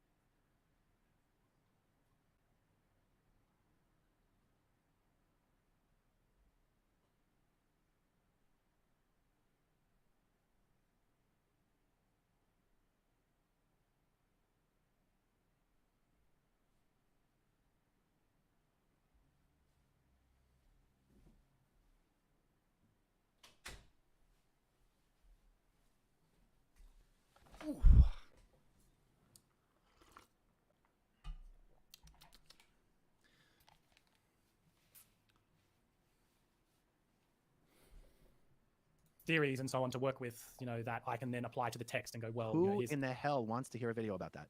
probably not many people, and that's why for me, doing a doctorate, it'll be a book, right? Because Okay. it's usually a book. Yeah. Then stop criticizing something you don't want to change. Then like what is the need to debate if you're not even interested in participating in this? Look, there's a it's just so. You got to realize there's not a good reason for everything. I make silly stuff on Instagram, and I made a reel. You're welcome to pull it up now if you want. But I made a reel of like 5 different versions of me arguing about Scientology, like Jason the academic, Jason the student/writer, Jason the cult survivor, Jason the didn't get to be a musician. You see the guitar in the back. Aaron is trying so hard not to laugh right now because that is so external from the argument. Aaron is trying so hard not to laugh. And Jason the window cleaner, which is what I do part-time for income. And I have them basically argue at each other and basically, there's don't think that I have just one viewpoint on all this. It's just that I'll say it again. I just don't think that anyone's doing. Look, let's talk about let's again, like even in that context, I can see where he's coming from. I've actually had a similar thought to make TikToks where it's like what it would sound like to a Scientologist to argue in ways that are not helpful. How can you expect to argue with a Scientologist in a way that actually impinges upon them, in a way that relates to them? But it is so robust. You have to be like trying already. You have to have a goal. Start with a goal. Okay? And then academically work up to how are you going to achieve that goal? And just coming out of the gate, like I wrote a book on this, so I know better than you. Like he seems to be getting softer as we go, but like this is not the one. Talk about Chris, right? So Chris is claiming that he's the one doing that work. He's not. He's not doing that work. And then here I'm gonna skip ahead because this is just a bunch of infighting that isn't really helpful to the conversation. Not like this is a helpful conversation, but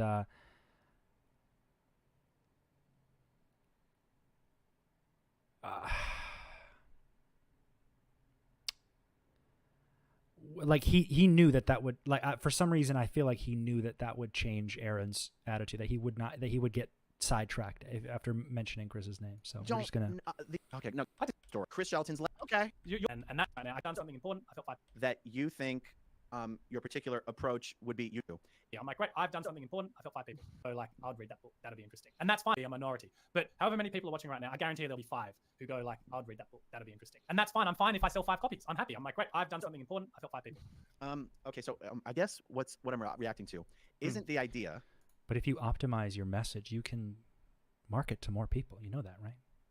If you're selling a bad message that's going to be accepted by at least 5 people, wouldn't the same logic work backwards? If you do put more effort into something, more people will look at it, more people will get it. It'll be easier to, like, some people spend like 40 years before writing a book about a topic that they're in. And I don't think I don't personally think this is the right time. That you think your particular approach would be unique and interesting and helpful. I guess what I'm reacting to is that you think everybody else should also be doing that. No, I'm not saying that. Right. I haven't said that. You That's are. Not, no, that's why I keep telling you, like, more power to you, more power to Leah. I'm just saying. But his message is layered. His message is layered in the opposite way. Like, he's literally saying you're doing it wrong, and these people are generalizing. And if I watched your content as a Scientologist, I wouldn't like it.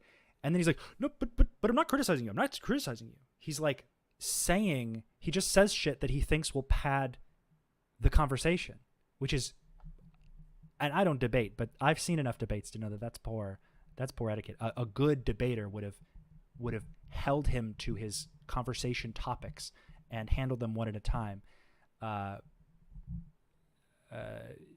You know, a moderator would have helped also in this. I mean, that's just textbook, but like, you know, I don't debate because I know what's involved in a debate, and it is exhausting. And this is not what this is. But again, like, you can't really expect something perfect. He was not prepared for this. I don't even think Aaron knew what he was getting himself into, which I think he just flips on, he presses record, and he's just like, all right, well, I'm here. Let's see what happens. But he's not a dumbass. So he's not going to, like, I mean, I don't know if they come to an agreement, but this is definitely not a debate. But he is, like, actively contradicting himself. And I think most people would agree. Included. So partly my, yeah, but you know, whether they. Shoot. I meant to press play. No. Tony Ortega does it. Where was that's a I? little too insulting. I'm not going to use that word. I'll say people who are in the bubble, but it means the same thing. Well, where was I? Hold on, guys. Hold on.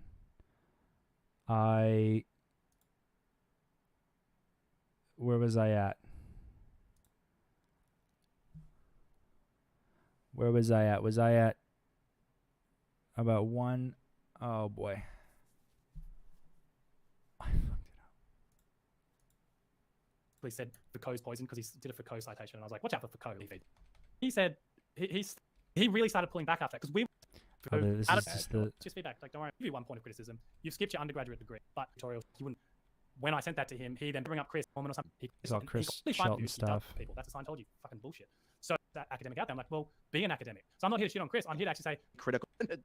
So childish anyway. But it only even sticks out in my mind because I've also seen people go after Mike for having said that word. Mike, I think, again, no intention to speak for experience, and maybe even with some chagrin and embarrassment for how you yourself think, because I've also seen, and this is something Mike's put in a couple blog posts, and it only even sticks out in my mind because I've also seen people go after Mike for having said that word. Mike, I think, again, no intention to speak for him. The longer you are out and the more you reflect back on your own experience, and maybe even with some chagrin and embarrassment for how you yourself basically acted like a sheep, that I know in Mike's mind, when he says sheeple, he doesn't mean it as a slur. He means it as people who act like a herd of sheep who do not question. But you would say, no, they do question. They just do it privately, whatever. And maybe you go, the nuance has been thrown out the window. And I just think that over time, sometimes always being nuanced is exhausting. But I still think it's fair to point it out. Like, I probably wouldn't use the word sheeple in my videos because as soon as it is about to come out of my mouth, I'd probably go, that's a little too insulting. I'm not going to use that word. I'll say people who are in the bubble, but it means the same thing. Fair enough. Yeah. But okay. I also realize that I also don't want to be like, oh, I'm always going to defend everyone, everything. I just know that it's not a mean thing. Calling someone a Scientologist is just insulting. But it's one of these things where if a former Scientologist does it, I go, well, you can say it. You know, Tony Ortega does it. I go, no, you can't say it. You can't say it. And that's not fair either. That's not consistent on my part, right? Okay, Claire Alice says retelling stories is common in a lot of recovery. It's what AA is all about, but I agree some people may like that approach more. Space for everyone. Okay. Space for everyone. I like that. Gemmint, I would pay all of my rent money to have a go at him. Even for the Scientologists. Bring David Miscavige in here. Make some space for him. Maybe he has a good reason for why he's doing the stuff he's doing. Plausible deniability. We haven't seen David Miscavige punch anybody. Who's seen that video? So did he do it? Well, I don't know. The courts will have to decide. Like, come on, dude. What do you mean by have a go? Like have a date, or? I said I would bring you on. I basically said my readers would probably love to have a go at you if every time I brought you on was Oh, okay. Anyway, let's see. Someone says Summer Sun is L. Ron Hubbard. I'm a bit sick at the moment. You've probably seen the tissue come out a couple of times. Yeah, you know, Chris framed my interview as the Scientology experience in Australia as if I'm like some spokesperson for Australians, and I'm not. You know. Okay, Rusty says loved comment on listening to Chris's lecture, marketing yourself as the critical thinker at large. It's academic. Take a shot. You'll be drunk in 5 minutes. Hey, and you know, me saying Chris isn't an academic, neither am I. I'm an undergraduate. Want to? He just said he's not. He just said he's not. The point is, if you're trying to be an academic, we're gonna drink anyway. Wage war on the battlefield of ideas, and you can't handle someone telling you that they have a problem with your ideas. You're in the wrong game. Exactly. You're in the wrong game. Let me see. I'm crazy in the head. Question, Jason. What do you think?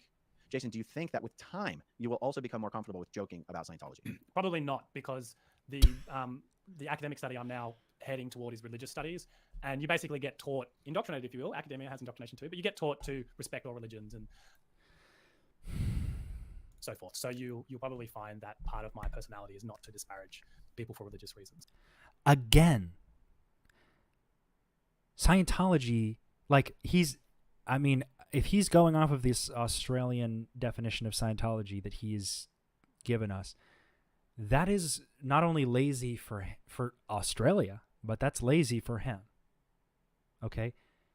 He's pulling way back, saying, whoa, Scientology, the bona fide religion, I have to respect them.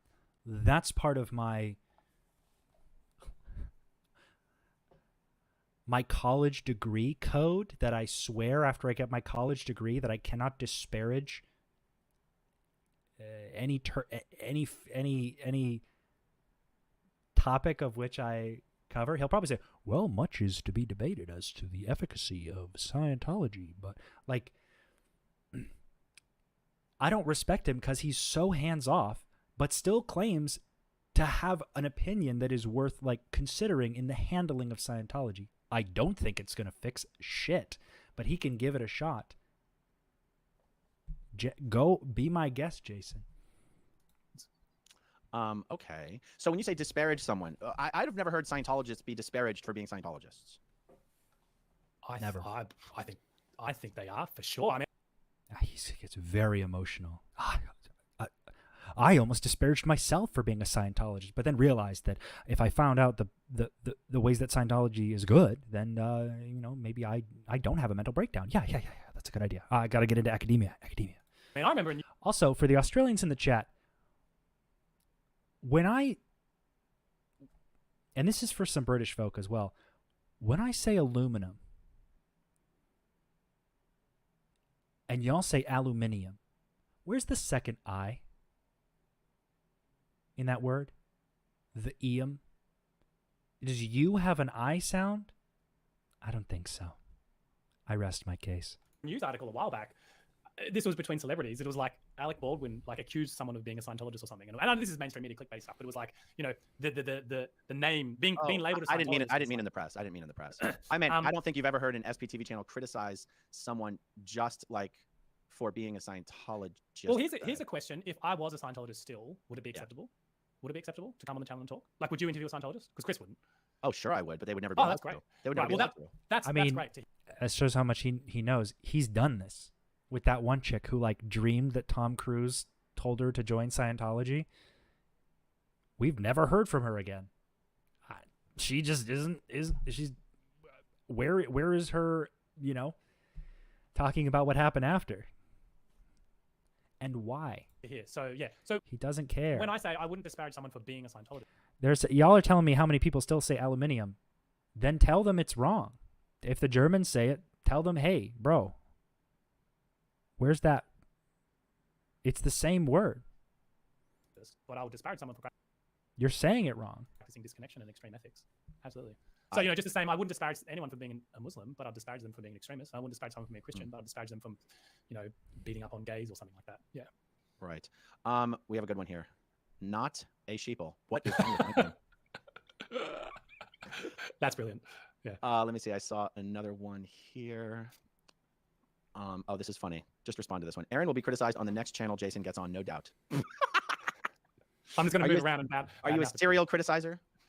Well, no, I think you'll find that that's my point here, is I'm willing to even not criticize Scientologists. So yeah, no, Right. I'm not. Okay. I am not criticizing Chris as a person. I am only criticizing his claim to academic rigor. That's all I'm criticizing. Interesting. Renee B is in for some bad news. Chris cannot get a master's without a bachelor's degree. You are I'm in a for fan some of bad Chris, news. but don't discount his education. Renee, you are incorrect. Chris does not have an undergraduate degree. Salford University agreed to accept him into their master's program because they said all of the work he had done on his channel, This I didn't know. exploring, I guess, cults and coercive control, they were going to credit him with a 4-year undergrad degree. And realize that that is a new university. Which on its own is insane. That's the only thing I'll say. Like that, I didn't know. That's crazy.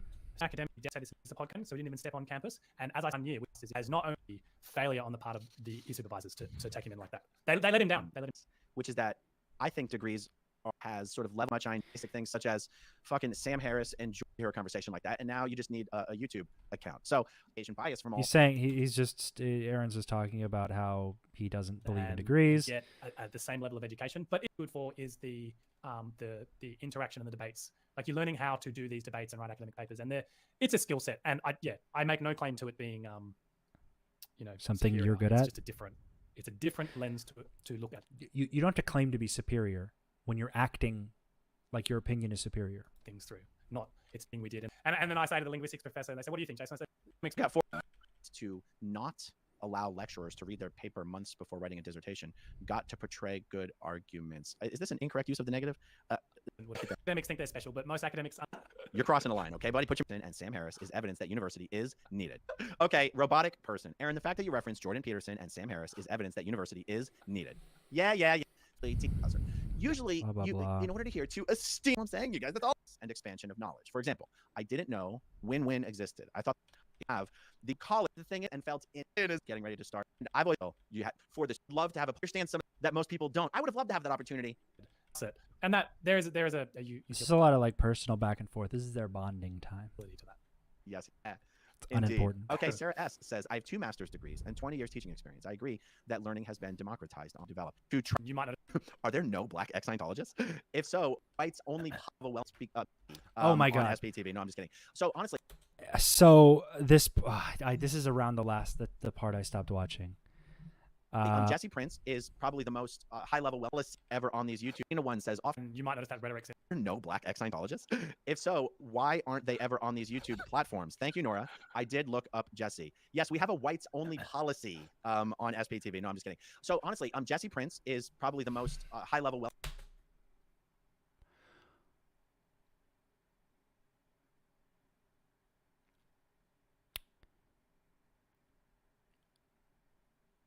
Jokes are jokes. But when there are like Nazi marches going on, and when you have like in 2023 Nazi picket lines and Nazis marching through the fucking street and fucking like literal white supremacists running our government who are like actively removing affirmative action or like rolling back this shit. You can't be making like whites only jokes, especially when, yeah, it's an oversaturated community. It's a small community. And it just so happens that a lot of them happen to be white. I would love, but we're doing this so that more people of whatever background, you know, you can't force every ex-Scientologist to come out and talk about it. You could, if maybe there wasn't a threat of attack on that person by Scientology, but it's not funny. It's not cute. It's not 1994. Be a little more. I know you're not political, so don't act like a Republican politician and make borderline. I mean, honestly, it's that was gross, and you shouldn't be doing that. I don't think I should have to explain why, but I did. So we're gonna move on. And this guy laughs. Black former Scientologist, I'm aware. Look how he laughs. I did look up Jesse. Yes, we have a whites only policy. Look at how he on cackles. SBTV. No, I'm just kidding. So honestly, well, what the fuck are you doing? Jesse bro? Prince is probably the most high-level, well-known Black former Scientologist I'm aware of. Jesse, I've asked Jesse to come on, and I have not heard back from him.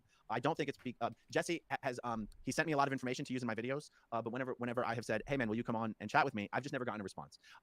The only other Black ex-Scientologist that instantly comes to mind is a man I was in the Sea Org with named Guillaume Hines.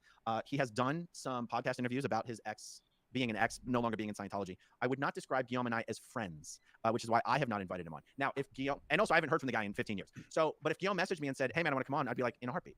I'm trying to think, you know, one of the reasons there aren't a lot of Blacks Jason not watching the channel before appearing on it live was a big gamble. Luckily, AA Run is a kind, inclusive, reasonable person. Oh, so well, I watched a few videos very quickly, like skim through. Yeah, but yeah, I skimmed through a few videos, so I was prepared. Dog, this is.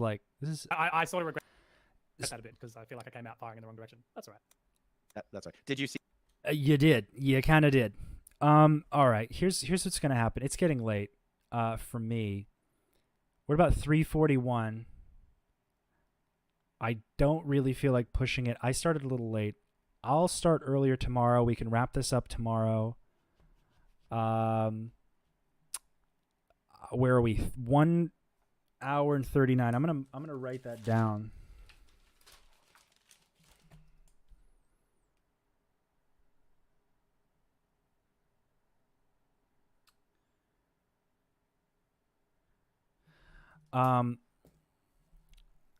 Yeah, guys, I'm so smart writing things down. I take notes because I'm an academic. Oh, I skipped the 110. What did he say at 110? I think I remember, but let's just for carpe imodium. Let's see. Well, a little mean. No, I did. No, that's fine. I'm fine. I'm aware doing this that some people are going to really not like what I'm doing, and I understand that. I did on Chris's podcast. It's 3 hours long, and I told my story. It could have been longer, but we sort of had to. It just kept going, right? But in telling my story on Chris's, that was for me to move on. Like once I've told the story, what am I going to keep going back there? That's that. Oh, I forgot. He mentions me. That's what Ian's doing, in my opinion. Just keeps telling the story. It's like, dude, you've told the story. Now move on, because I don't think it's helpful to stay there. I'll tell you what. Just I love that. Okay, so I totally forgot that he did mention me by name. He was like, "That's what I think Ian's doing. He's just telling a story." I'm like, "Shut up. We don't care. We've heard it before. I don't give a shit. Scientology is good. You can't convince me otherwise." I love that. Why does he keep talking about his story? It's almost like he wants people to understand that this is important to him. Why would he do that? Just tell your story, move on, move in the next ex-Scientologist, sit him down, you know, tell your story. And yeah, he mentions me actually at 1 hour and 6. Yeah, because he was talking about he got in an argument with me. That's so funny. Jason, again, empathy is a real big one. You might want to check the derivation on that. See if your linguistics professor thinks it's a good idea for you to develop that sense for yourself. I think it might be good. Also, I talk about more than just what happened, I think. I think you don't watch my content. I think you saw one of my TikToks and had a singular interaction with me, and that scared you into this sort of weird collectivism, like, oh, the bad groups are out to get me because the anti-Scientology community is out to get me because I am acting because I'm just pointing out some alternative opinions on Twitter. That's not what the situation is. But yeah, at least I'm not a transphobic, racist piece of shit.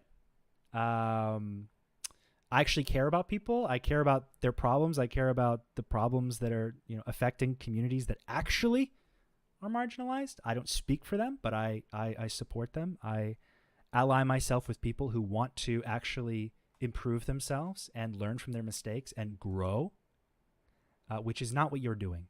You are taking this festering wound that is your experience with Scientology, and you are building on top of it. You think that there's stable ground, but you have something that's just going to sink into the bleeding hole that is your past. I speak from experience when I say this, and may not make a lot of sense to some people, but I thought it was pretty cute when he mentioned me. Like, it's so matter of fact. Like, you said what happened to you in Scientology. Now, shut the fuck up. Why would you? I just can't imagine why someone would want to talk about their experiences in Scientology, which shows me and everyone else exactly where your heart's at. Your heart's in your book, which is behind a paywall. Which, if you want to get to Jason's heart, you got to buy his book, people. So, very bizarre interview here, guys. We're gonna catch up on it some more tomorrow. I'm gonna try to start the stream at, let's do 3 Eastern.